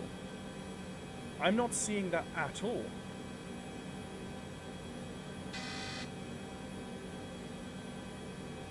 Oh, I'm hitting update now. No, there's no change to update. Full update. No. That's very strange.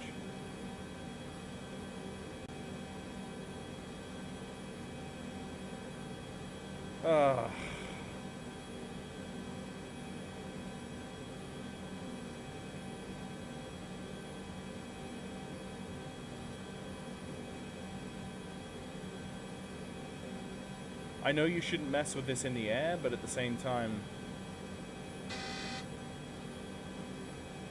See, manipulating this changes those numbers, which is fine.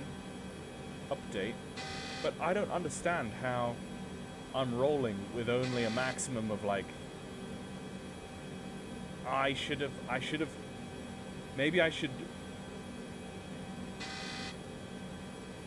Does it work through the default fueling menu?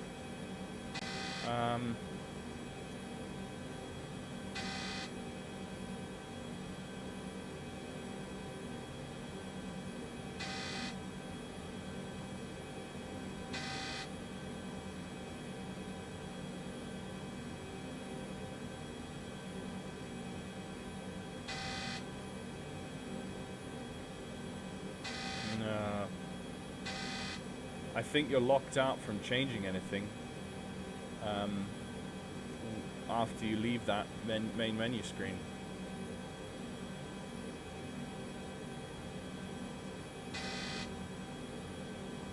Oh no, here we go. No, is this where I need to be?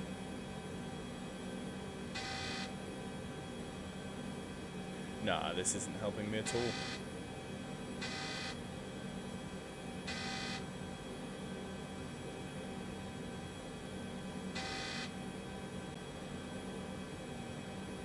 No, that's not helping me at all. Not that I can see. I'm just gonna have to monitor this fuel situation.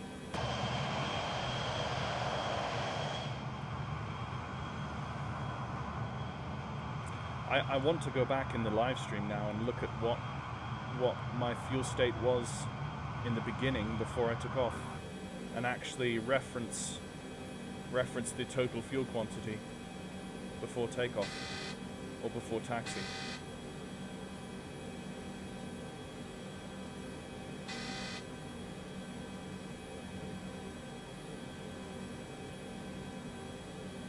That's a shame about that botched takeoff on VATSIM.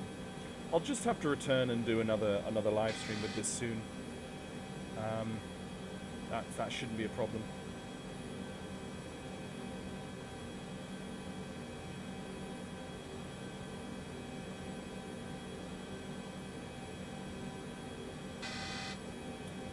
This is strange though. Yeah, yeah, that's true, Kevin. I did have fuel in the center tank when I pushed. But can you see the total fuel quantity gauge? Can you pause it and see how much I actually had?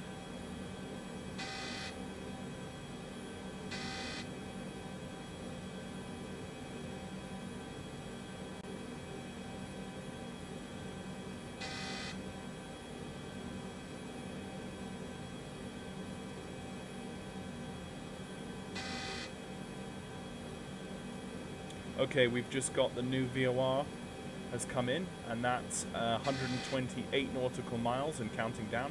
So you can see that that now is fixed. That is now correct. We can now see hundreds worth of miles on the and the DME readouts now make sense, which I think is very good. So good work on that being fixed. We'll be able to do an IAS descent.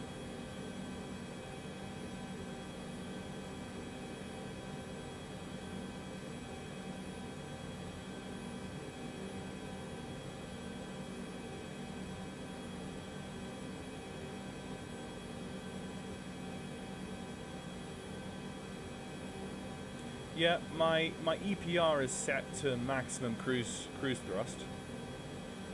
Okay, so let's swap over 1210 and get rid of that, and let's just have a look. There we go. So now we're going inbound to our Norwegian VOR. I just pulled up the stream back. You had fuel about 123,000 pounds. What? No, I didn't have that much fuel. Surely. No, there's no... Oh, is that the maximum? No. Maximum takeoff weight is 108,000 pounds, so there's no way I had 123,200 pounds. Hello, Ian. Good to see you. We are testing the update version for this is an update iteration of a patch for this aircraft, which we've been sent, and we're testing this out.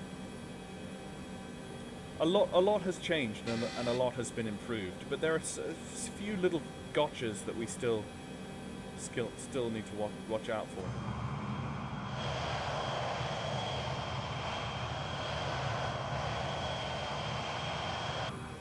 Okay, so you added an extra 0 by accident. Right, so we were... Okay, so you mean that I was 12,320 pounds.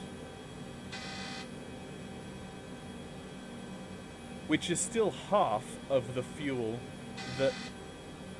That doesn't make sense, because that's still half the fuel that it said that it was given me. It said that I had 24,000 pounds of fuel on board. See, ramp fuel, 24,276 fuel. And you're saying that at the beginning, the max that it said I had was 12,300. So I had half of what it states that I should have. And I've only burnt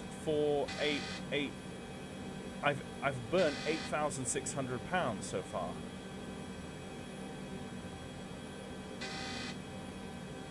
Yeah, good to see it still being developed. It's still being actively adjusted. Until then, I'm just going to hit full and update. No.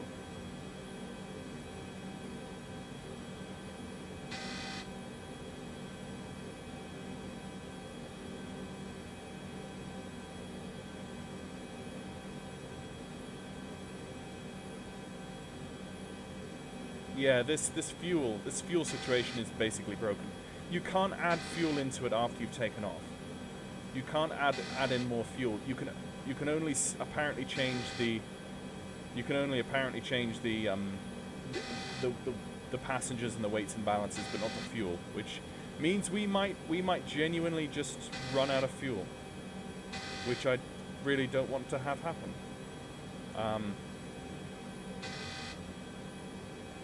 Bremen radar, Ryanair 5 Zulu Victor, flight level 370.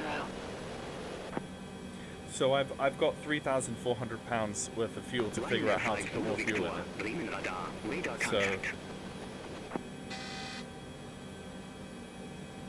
oh hello, 24,400 fuel.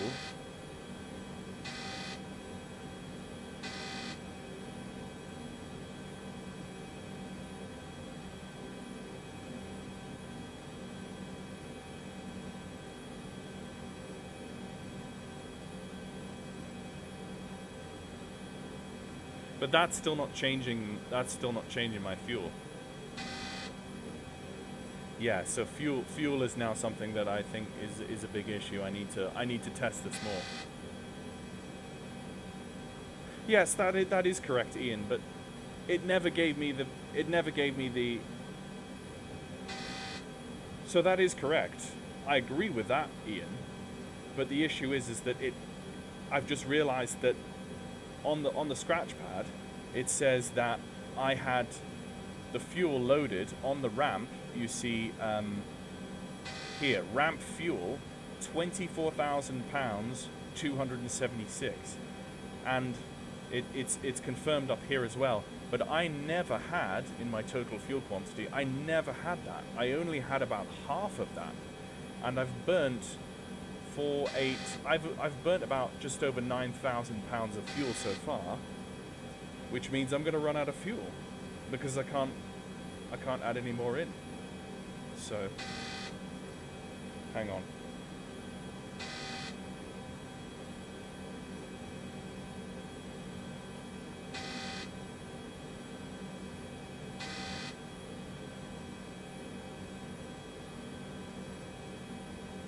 Right. Yeah, so that's an issue. That's a big issue. I've never done a longer flight in this aircraft. I've only ever done a flight that's within the default fuel setting. So now fuel is... I don't think you clicked update on the ground. The default loading is usually 50%. That could have been my issue. That could be my issue. That's a good call, Kevin. Is what's on the sheet planned amounts or actual loaded amounts? Yeah, that's the thing. Can I climb higher? Probably. Should I climb higher at this point? No. These older vintage jet airliners, they didn't have the carbon composites to give them a higher cruise, an average higher cruise. Like the 787 is upwards of 37, 38, 39, 40, 41. Most aircraft of this era were 300 to 35, maybe 360 at the max, I would have thought. So I don't feel I need to climb any higher than 31,000 feet, particularly for a short haul like this from Amsterdam to Oslo. So.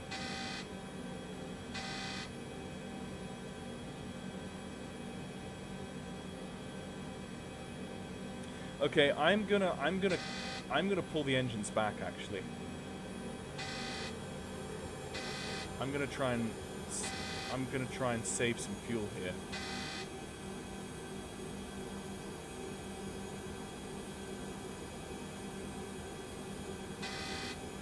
I was barreling along at the maximum cruise thrust.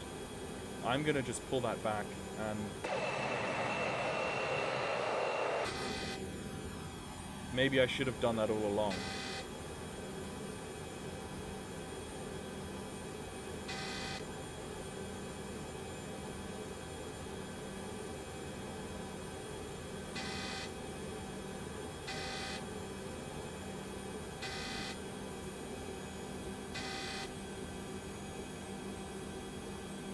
That's not really changing my fuel flow.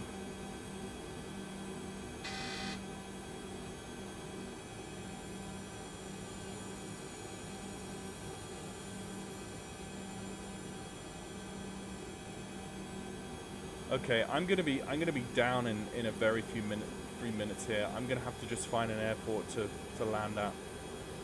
I'm gonna divert. I'm gonna divert to Aalborg. Yeah, I'm gonna divert to Aalborg. That's what I'm gonna do. So gonna head due east.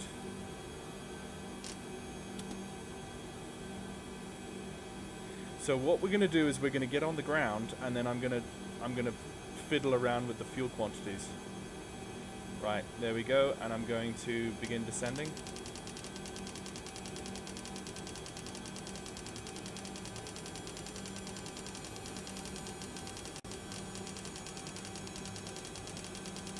So I'm going to go to... I'm going to go down by about 1,000 feet per minute. And once we begin to settle into the descent, I will then go to IAS mode.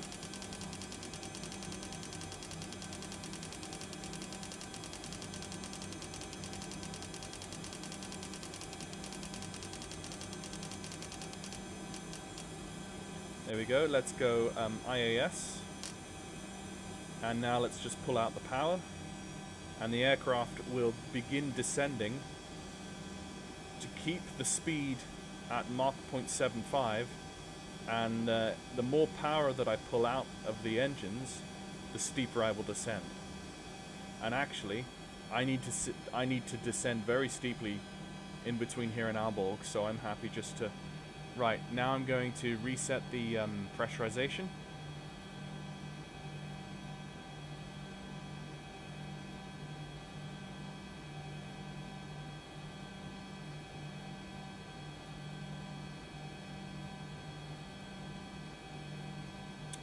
That was my mistake on the ground. I should have confirmed that I had the correct amount of fuel in the aircraft. And that might be... Actually, that might be a very good reason why my... That might now be a very good reason why my takeoff trim was never accurate. If my takeoff trim... If I thought that I had 24,000 pounds in the aircraft, but I didn't, then that means that my takeoff trim was never correct. On takeoff and on landing. Well, landing would have been correct, but takeoff wouldn't have been. So actually, that kind of screws up. So what we'll do is we'll get on the ground at Aalborg. We'll taxi to the stand. We'll close down the engines. We'll fiddle around with the fuel, and then we will try a correct takeoff with the correct takeoff trim at Aalborg.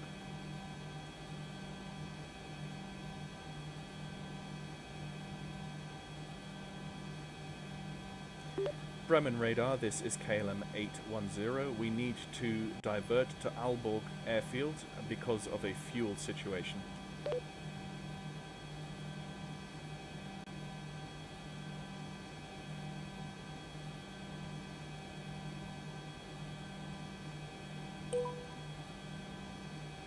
KLM 810 Heavy, emergencies are not supported at this time.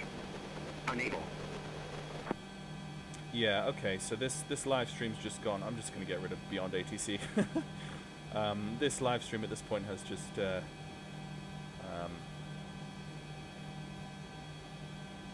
Echo Kilo Yankee Tango, Echo Kilo Yankee Tango, Aalborg, and that's where we're going to be diverting. Okay.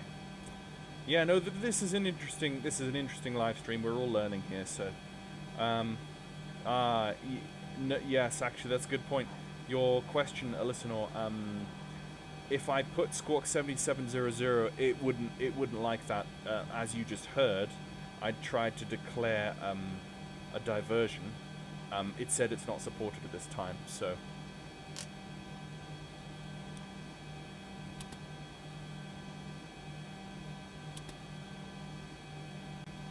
So, we're descending on the Utah. Excuse me, Utah 5 tick. You asked for a descent on the IAS hold, and that's what we're currently doing. So while we're doing that, let's get the ILS of Aalborg up. That's 11:55. Set. And the localizer for that is 260.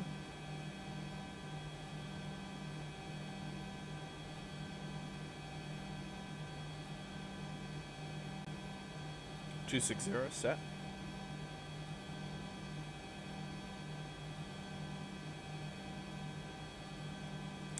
And we're only burning 2,000 pounds of fuel an hour at this point. So we've basically, it means that in the descent profile we've got an hour of fuel left. But of course we will need to throttle up again for a approach. So I think this is going to be a close run thing. But essentially, Aalborg is just over there. I'm going to head, actually, at this point, I'm going to head direct to the airport, which is about there.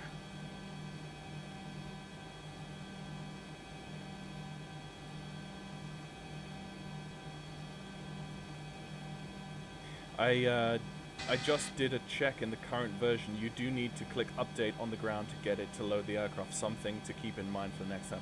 Yeah, you see now I looked at this sheet and I went, oh, okay, so the ramp fuel, that's what we have in the aircraft, and I didn't think to hit update. And again, that's on me. So fair play. But what we're gonna do, we're gonna learn this so that I don't have to ever learn this again. So that the next live stream I do in this is okay. Is we're gonna land at Aalborg, we're gonna taxi to the gate, shut down, and then we're going to fill the aircraft with full fuel and then do a takeoff, simulate a takeoff, a correct takeoff with a correct takeoff trim at Aalborg, hopefully where the ground doesn't spam me into the air. So that's 10,000 feet. Let's get the cabins, let's arm that. Let's get the cabin on. The cabin is the cabin pressurization is happening.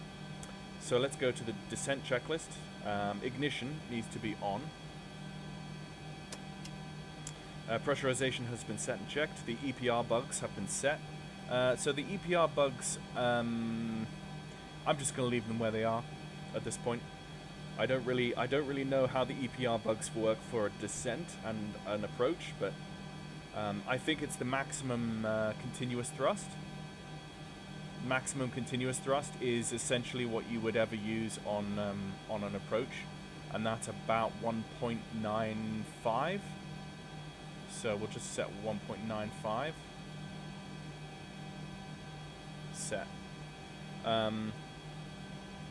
Hydraulic pumps and pressure, it needs to be high on and checked, which they are all in the green. Hydraulic brake pressure is in the green too. Landing weight and data has been prepared. Okay, so the landing date and waiter, the landing weight and data is so for the DC-9-3, the current weight that we actually are should be right, let me think. Okay, so what's the zero fuel weight? Is zero fuel weight is 74,500. Oh no, wait, but that's now I don't know which one's which, but that's 74,000 plus 70. That's 75. That's about 70. It'll be about 75,000. So it's actually going to be very, very light. Very light. So that's about, so landing, 25 degree flaps, which, yeah, let's do 25 degree, let's do 40 degree, no, 25 degree flaps is landing of about 120. So I'll put 120 in the box. That still feels very low, but we are very low on fuel, so the tanks are almost completely dry at this point. So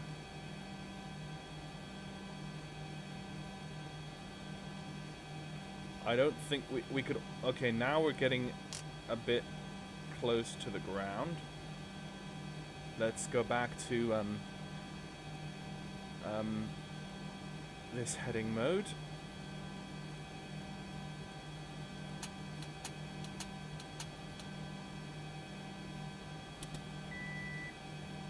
There's 1,000 feet to go. Let's just go hit the B key to go to standard local barometric pressure. The airport is, where is the flippin', oh, there it is.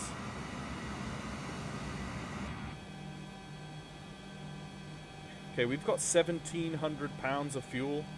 At our current fuel burn of 3,000 pounds an hour, we don't have long. We don't have long. So there's that. It's just good exercise. That's a good little test I've set myself here by making this mistake, actually. Right, let's come up to 0 on that, and you can see the autopilot is moving to hold that. We are now just coming south of 250. Start decelerating, mate. Yeah, I will. Yeah, I am. Yeah. Max continuous, or GA in this case, it's MCT. Yeah, MCT. MCT is about 1.92, which I've got set. 1.92 maybe. Yeah.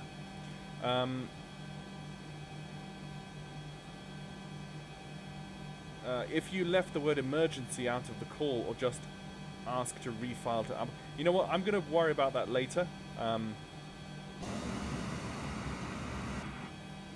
So start decelerating, mate, before you extend flaps. Yeah, that's definitely what I'm doing. Okay, so this is going to be there's the airport. We're going to go downwind, take a right-hand turn and come across. This might be manual. I might do this manually because I might not go all the way out to the end of the... Well, I've got 1,700 pounds worth of fuel. I might just barely make this. This is an interesting test. But then this is what testing beta updates and everything is all about. So there's Aalborg. I've never landed at Aalborg before, so this is a default airport, and that is quite a pitch up attitude. So I think by this point I'm going to bring in flaps 5 and see what the autopilot does. It's not too bad on the yeah, it's not too bad. Yeah, I'm going to take the aircraft manually now and begin a descent. Let's begin a descent and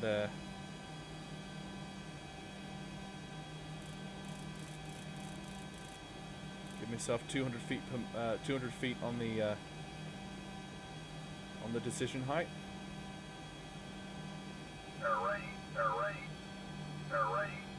Right, let's get the gear out.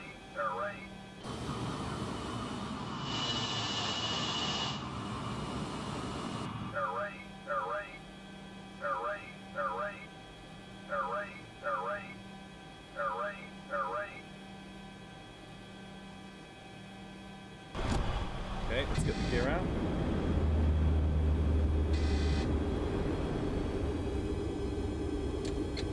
Flaps 15.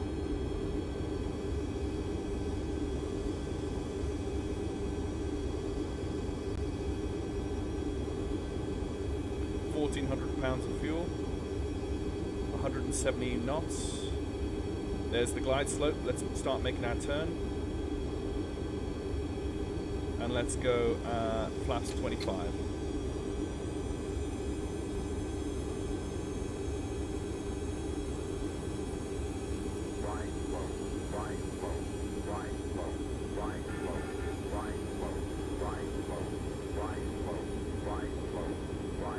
Okay, now 120 knots approach speed is now looking way too little.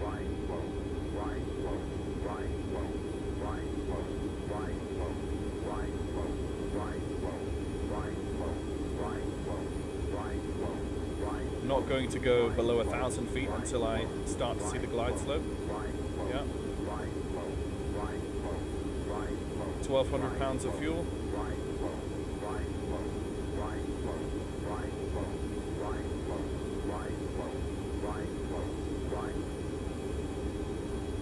There's the glide slope, and there's the localizer.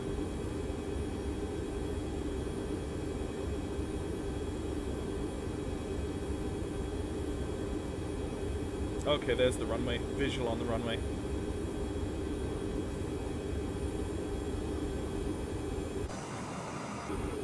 Let's arm the spoilers.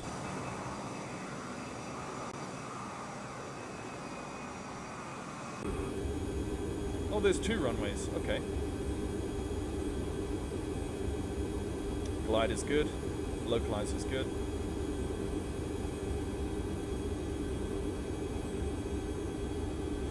And there is no auto brake in the DC-9. It's just your feet. So. Okay, I feel like that's a good approach speed actually, which is 150. 150 rather than with this flap setting.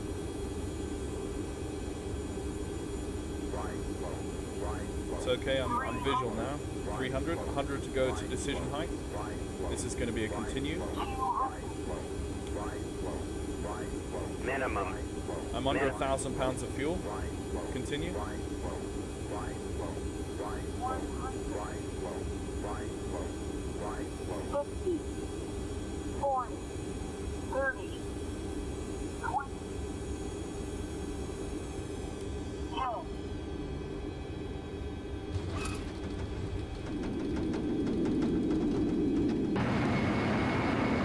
Okay, now I'm touching the brakes. Now I'm just... There you go.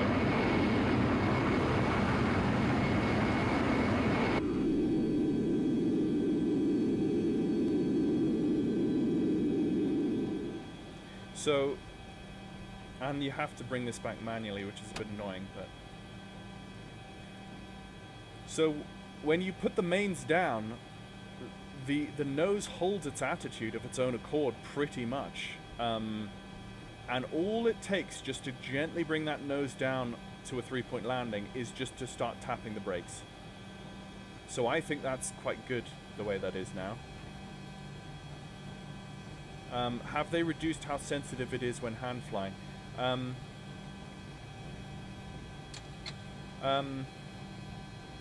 So I have been told that the nose twitchiness in elevation, particularly, was a DC-9 thing. It was very sensitive in the elevators. So the fact that that's the way it is, I'm not going to question that.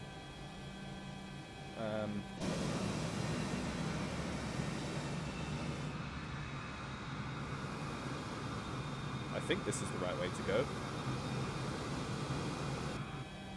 What we're going to do is we're going to taxi down to the end of the runway, turn the engines off, fill up the fuel, and go again.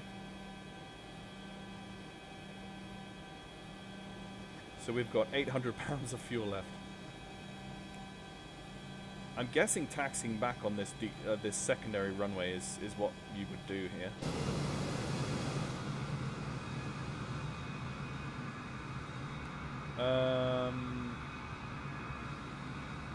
Yeah, so there's a taxiway on the other side here, but yeah, this could easily be, because it's a default aircraft, a default airport. This might just be actually a taxiway in real life. You can see where the old runway was in the grass that went across there.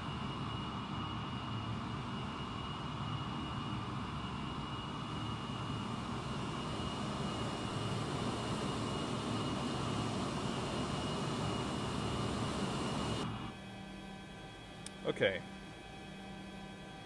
Actually, yeah, let's just go down to the...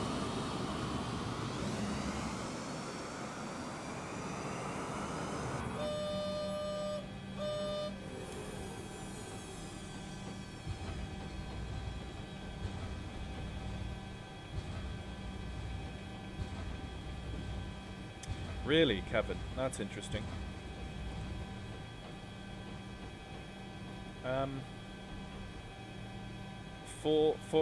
For those who might be watching this as a YouTube video afterwards, for those of you who were DC-9 pilots in real life, I want you to comment on the control authority of the elevators and what you see in this add-on, and see if you think that was right.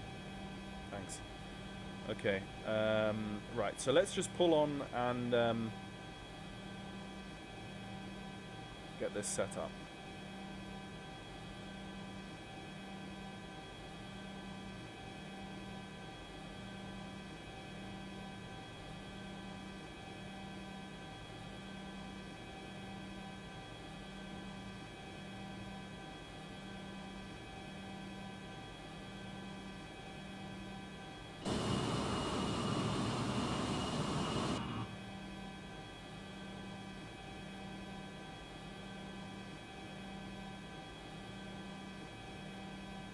Okay. Parking brake set. Let's get the engines off.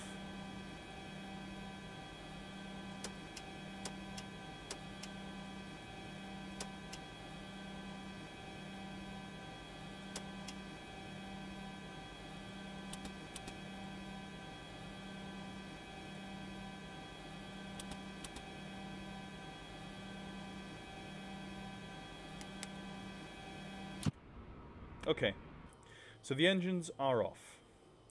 Let's go to my kneeboard and let's go full. Now, let's watch the fuel quantity. In the fuel quantity window, we've got 712 pounds. Let's actually hit update. Yep, look at that. Look at that. 24,600 pounds. Well, there you go, ladies and gents. That is exactly what I was doing wrong. And now, if we now come down and look at this and we say, okay, if that's the takeoff weight now, that is 10, 11, 12.5. If we go to 12 and we say we want to take off with, can we take off with 10 degrees flaps in this? Yes, we can. Let's take off with 25 degrees flaps. No, we can we take off 20 degrees flaps? No, we only have 15. Let's take off with 15 degrees flaps at 10, 11, 12, 12.5. That's 10 degrees, 15 degrees flaps. 7.1. So we'd need the trim there at 7.1 for a correct. If you want to wait, Dirty ED, just for the takeoff to see how this works, I should be okay. I'm right. Let's get the APU on. Let's run that bad boy and let's get this thing back up into the air. Okay. Don't know why there's no... Now that I have the aircraft turned off, why don't I have external power? Maybe I need chocks for that? I don't know.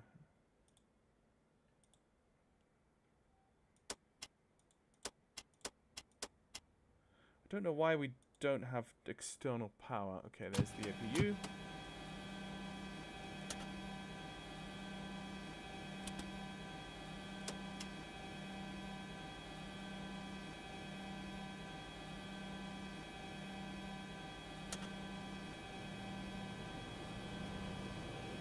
Okay, engine 2 is coming on.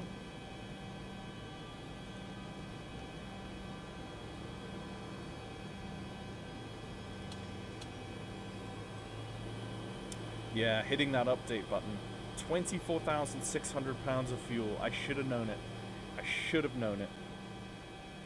Also, I have been asking the dev if he could please give us a sim brief profile for this aircraft. Because it's so hard to actually plan anything in this accurately without one. I love the fact that he's given us like SimBrief quote-unquote integration here with you can fetch your flight plan, but then a fat load of good it can do if SimBrief doesn't have a...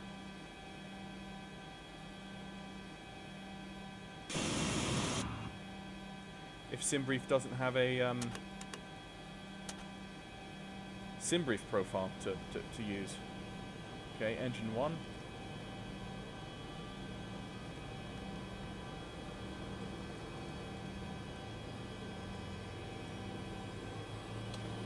So, in retrospect, the whole idea of doing this live stream this evening and being able to fly this on VATSIM, the issues that I've hit this evening on this live stream have nothing to do with the fact that VATSIM failed. I feel like it's kind of frustrating because I feel like this is now, with this level of updates that they've done, this aircraft is now ready to be flown on VATSIM with a SimBrief profile. That's one thing I stress. With a SimBrief profile, this can be flown on VATSIM. That's apart from the whole ATC controllers not knowing what to do with you stuff. That we'll always have those issues as vintage jet pilots. That's expected. So that's not what I'm talking about. Let's take the APU power off. Let's take the battery off, air off, and start pump can come off. Okay. The gens, the left gen, I didn't recycle it. Okay, there we go. Yeah, that's good. Cool, so that's on, that's on, that's all on. We needed flaps 15.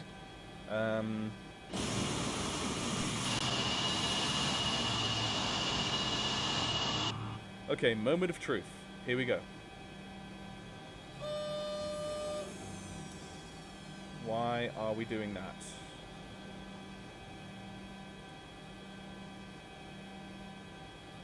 Set the trim.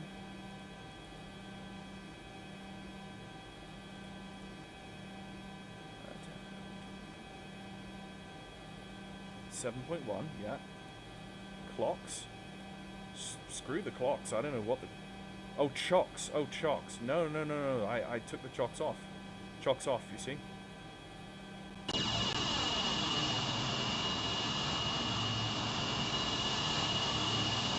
No chocks here.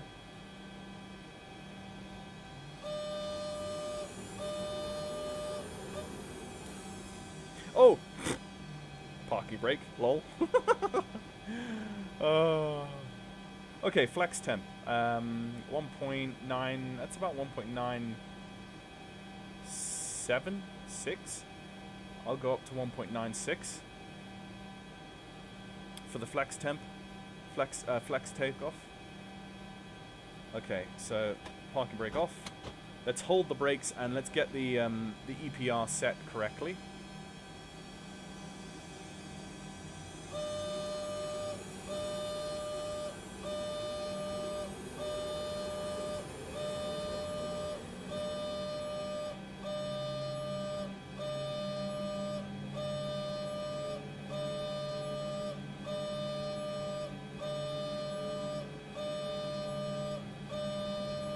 Okay, EPR is set.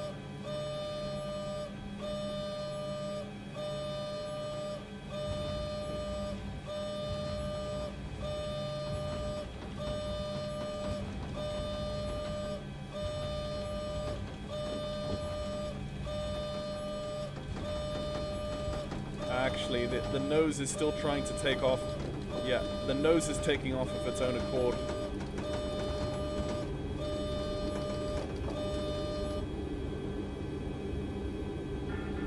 Yeah, this is still not right. This is still not right.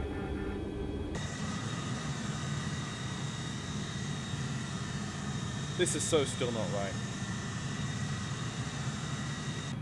Because with the correct weight and balances set, with the correct takeoff trim, the nose was still pulling itself up of its own accord. I wasn't pulling positive rotation. It was pulling itself up gradually after 100 knots.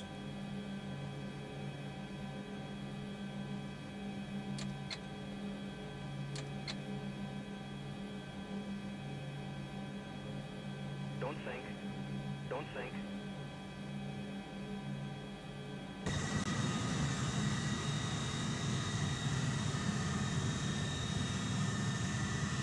Yeah.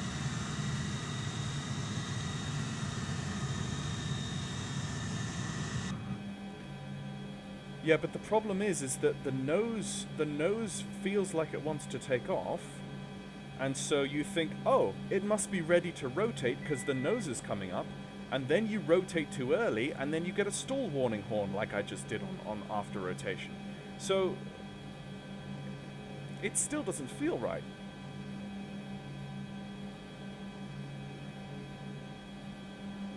It still doesn't feel right. Now I'm massively overweight for a landing, but I'm going to come in and try a landing anyway and then call it an evening.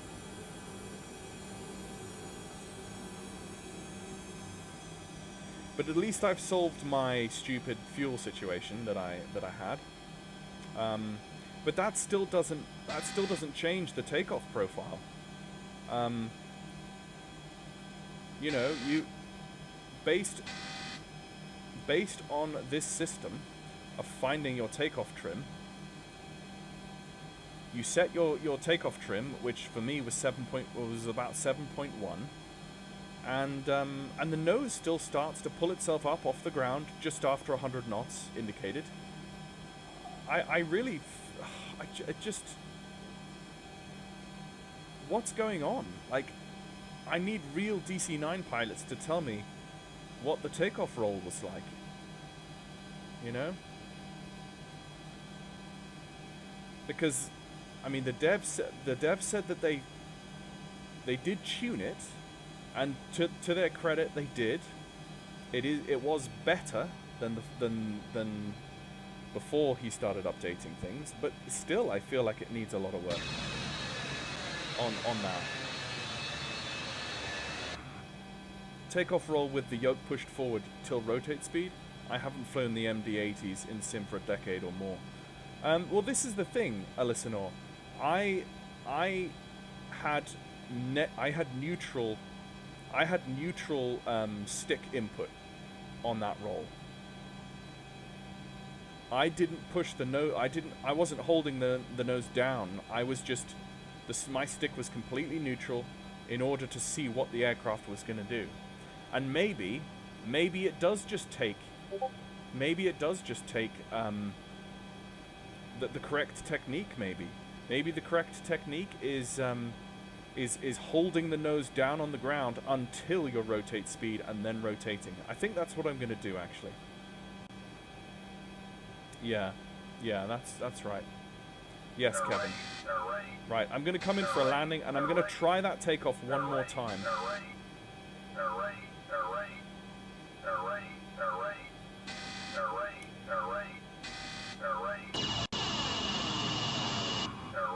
Of course, now I'm coming down massively heavy. 200 knots. Let's go flaps 5. Let's go gear down.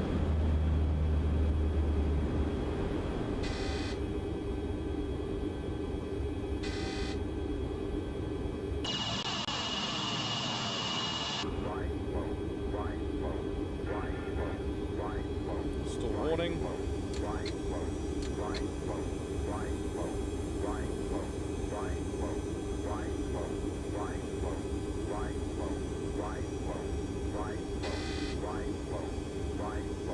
But the landing, I have to say, the landing is nice, at this point at least.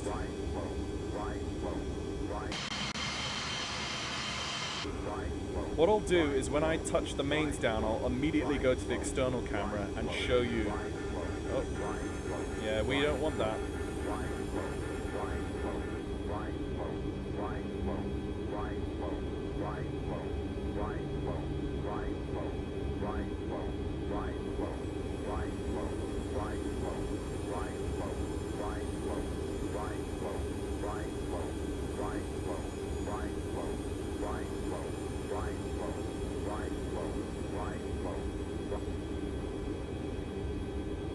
Okay, there's the glide.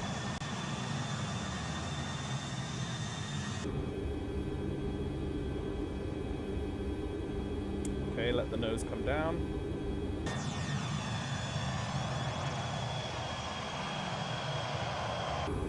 That's still quite an aggressive pitch up. Actually, that's more like it. Yeah. Okay.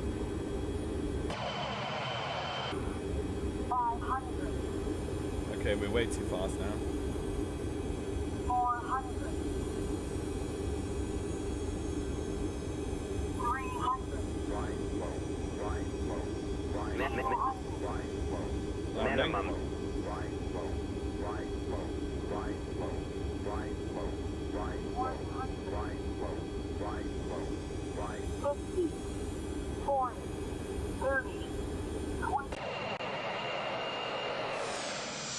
Okay, here we go.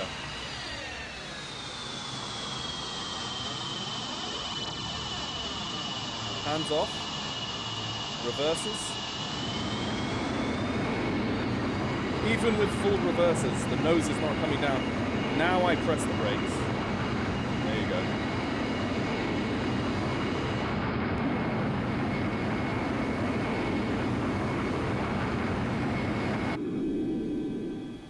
So on the touchdown, the main wheels will come down and the aircraft attitude will hold itself.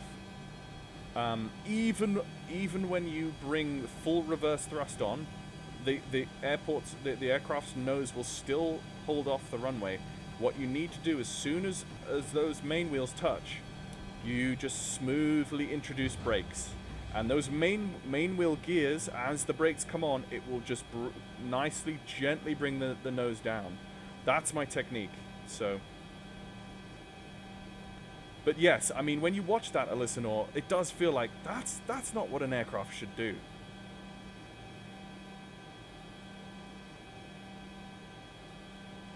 Yeah, well, that's the thing, isn't it? And this is what I told the dev, and they said that they tweaked the spoiler, the spoiler lift destruction of the lift of the wing when the spoilers are engaged. But like, it's still, something's still not right, and yeah, I wish that more work could be done on that before the release of this patch. Let's get out up to the end of the runway, and let's do one final takeoff before the end of the stream. And on this final takeoff, we will hold the nose down until rotate speed. Okay? So let's just actually let's just do it here. Screw it. Let's just do it here. Let's just double check our weight. Okay, let me double check our weight. So our weight is zero fuel weight is 73,600, and our fuel is 23 1, which is 67 is 336 789. This is 96,000. Okay, so if I bring my speed cards over here and I go takeoff, if I go takeoff with flaps 15, let's go down to 96, 98, 94, between 94 and 98. So basically with flaps 15, the V2 speed is 137, 134 or 137. Let's go 135 on the V speed then, okay? So let's go 135, and let's now go set takeoff thrust.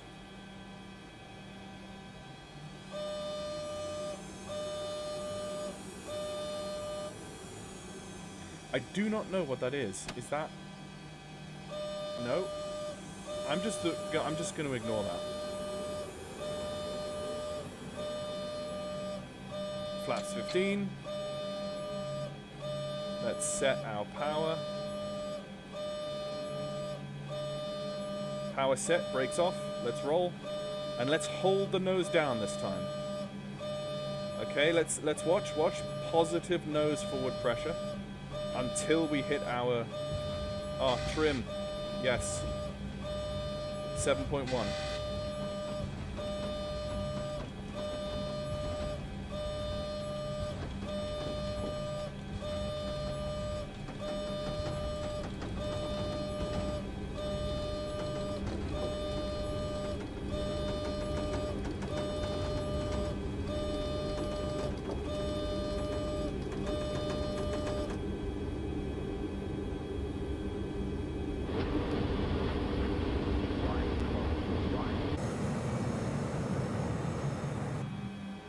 What do you mean stabilizer? Still getting. What do you mean I mean, I set the trim for takeoff. But what do you mean stabilizer?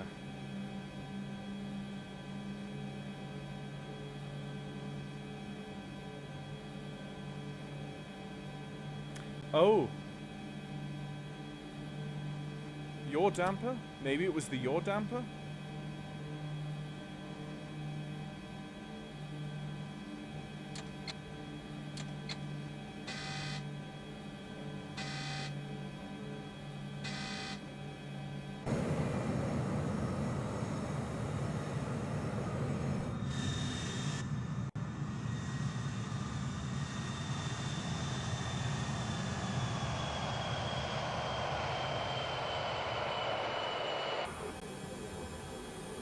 Is it worth trying? Is it worth trying another?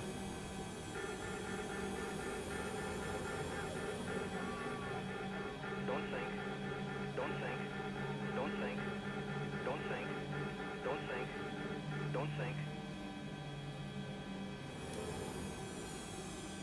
Is it worth trying another takeoff? I might just try another takeoff.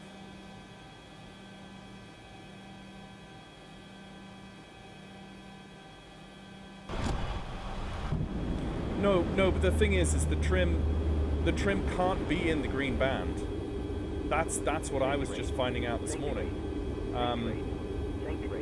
I'll show you what I mean. I'll get on the ground again and show you what I mean. 500. 400. Think rate. 300. Minimum.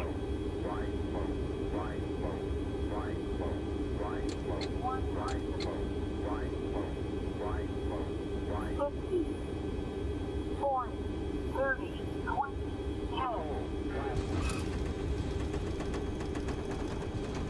Okay, I held the brakes down full on that. So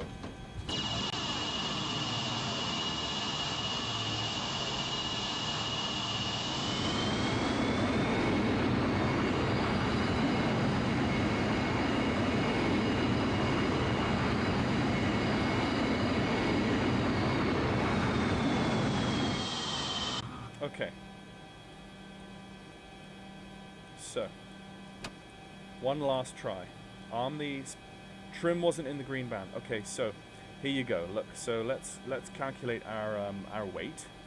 Okay, so if our zero fuel weight is 73,600 pounds, and we've got 22,000. We've only lost. Okay, so that's 70. That's about 95,000 pounds. So we're about 95,000 pounds gross weight. Okay. With didn't mean to click that. Okay, so with about 95,000 pounds gross weight, let's go to the V speeds. Let's go to the dash 30 and take off. 95 is okay. 94. That's close enough. So for the takeoff at flaps 15. V2 is about 134, okay? So we've set about 135, that's fine. So for,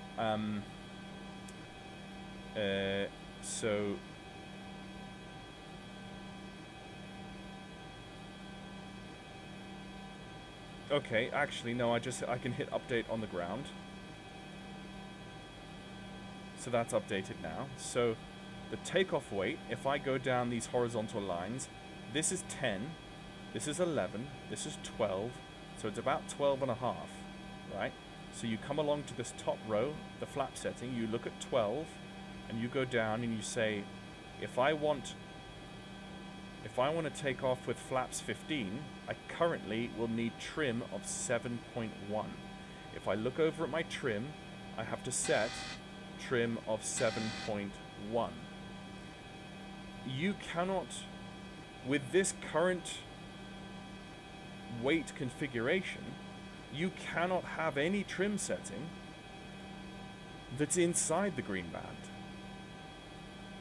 I mean, we could actually just set the trim inside the green band, knowing that it's going to be off, but let's do it anyway. And what it means is it's actually going to make the nose heavier by having trim forward of where we should be. So let's try that one last time for the takeoff. Let's set flaps 15. Let's just double check. What is it? Is that horn still working? No, that horn is gone now. Let's go outside the band. No. So the trim setting, then the trim values you're getting must be wrong, so you need a value within the band. No, well, this is the thing, guys. This is what I thought, and I've asked the dev multiple times now, and the dev has come back and said, we've gone over this over and over again, and we've looked at all of these different variations of DC-9 charts. Actually, I'll just literally read you exactly what he said. About the trim, I'm quoting him now, quote, about the trim, it would be reasonable, in quotes, all of us think the same, that the green band would be the exclusive range for takeoff. However, we have seen many trim setting tables, in quotes, such as the one in the cargo and balance sheet, that the settings go to the extreme of 10 units. Right? That's 9.5. So, full stop. The green band represents the optimum ranges for takeoff. Okay? So I'm taking that as the dev saying the optimum settings would be within the green bands, but sometimes if you've loaded up your aircraft to a certain place, you've loaded yourself actually outside the green band. And you still have to take off, so go to it. Like, this is where we need a real life DC-9 pilot to tell us black and white what's up. So anyway, I don't know now why the horn is not beeping at me for putting the thrust to take off. Maybe it's because I've set my, maybe if I de-arm the spoilers. No. If I arm the spoilers, maybe it was the yaw damper. No. The yaw damper's on. I don't know what it was now. Now I'm not. Maybe it was because I hit update. Anyway, right. I'm gonna try this last takeoff and then I'm gonna call it here, guys. So, ready? And the trim is gonna be set within the green band. Okay. I'm going to keep it within the green band, but as close as possible to the trim setting that the chart states, alright? Here we go. Let's set the correct EPR.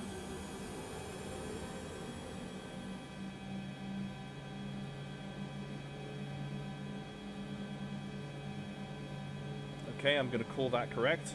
Brakes off, let's go.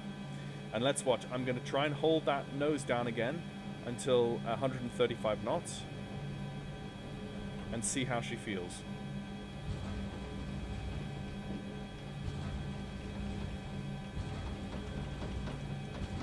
Okay, airspeed alive.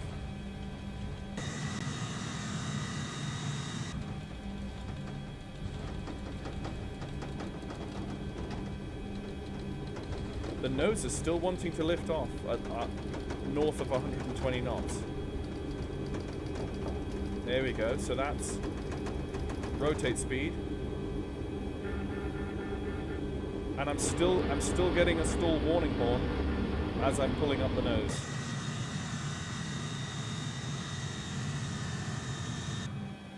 I'm still getting a stall warning horn as I pull up the nose, even after changing all of those settings.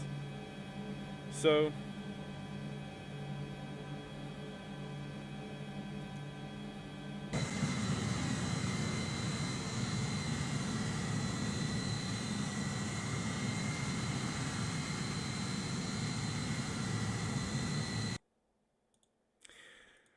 I think that's it from me, folks.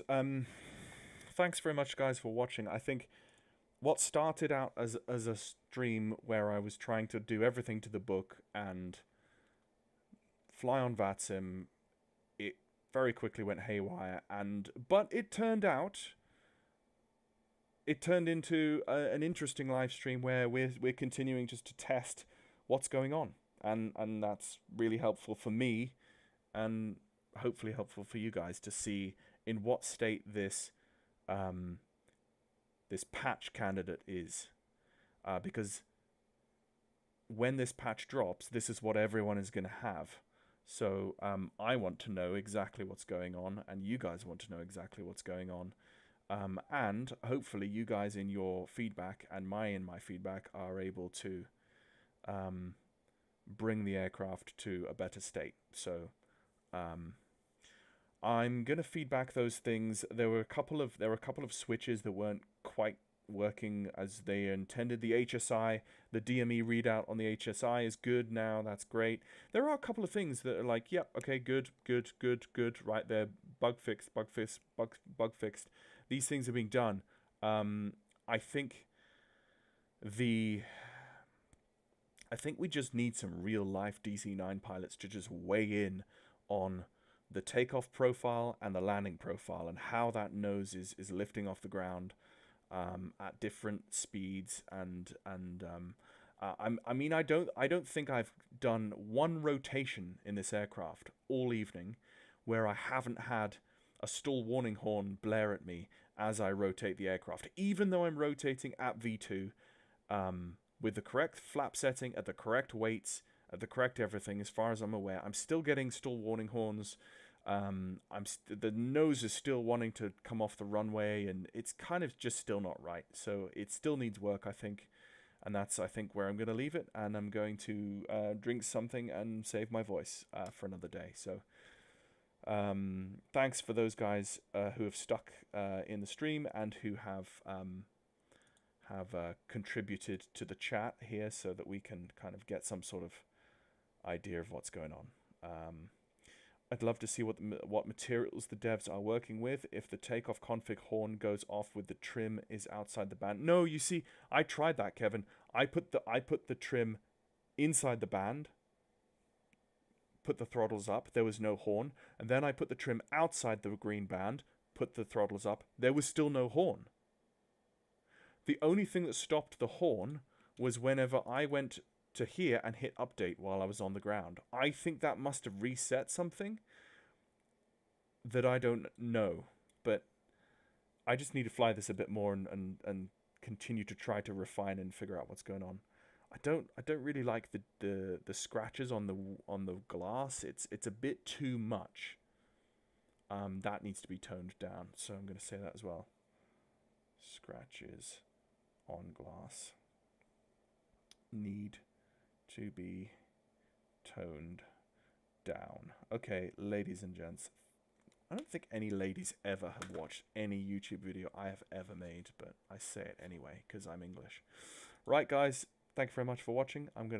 Thank you, Ian. Till next time, I'm gonna sign out, and you guys have a good time of it. Hopefully we're not far away from having this come out as the first official patch for the DC-9, but as you can see, I think there's still a few more tweaks needed before that happens. So yeah.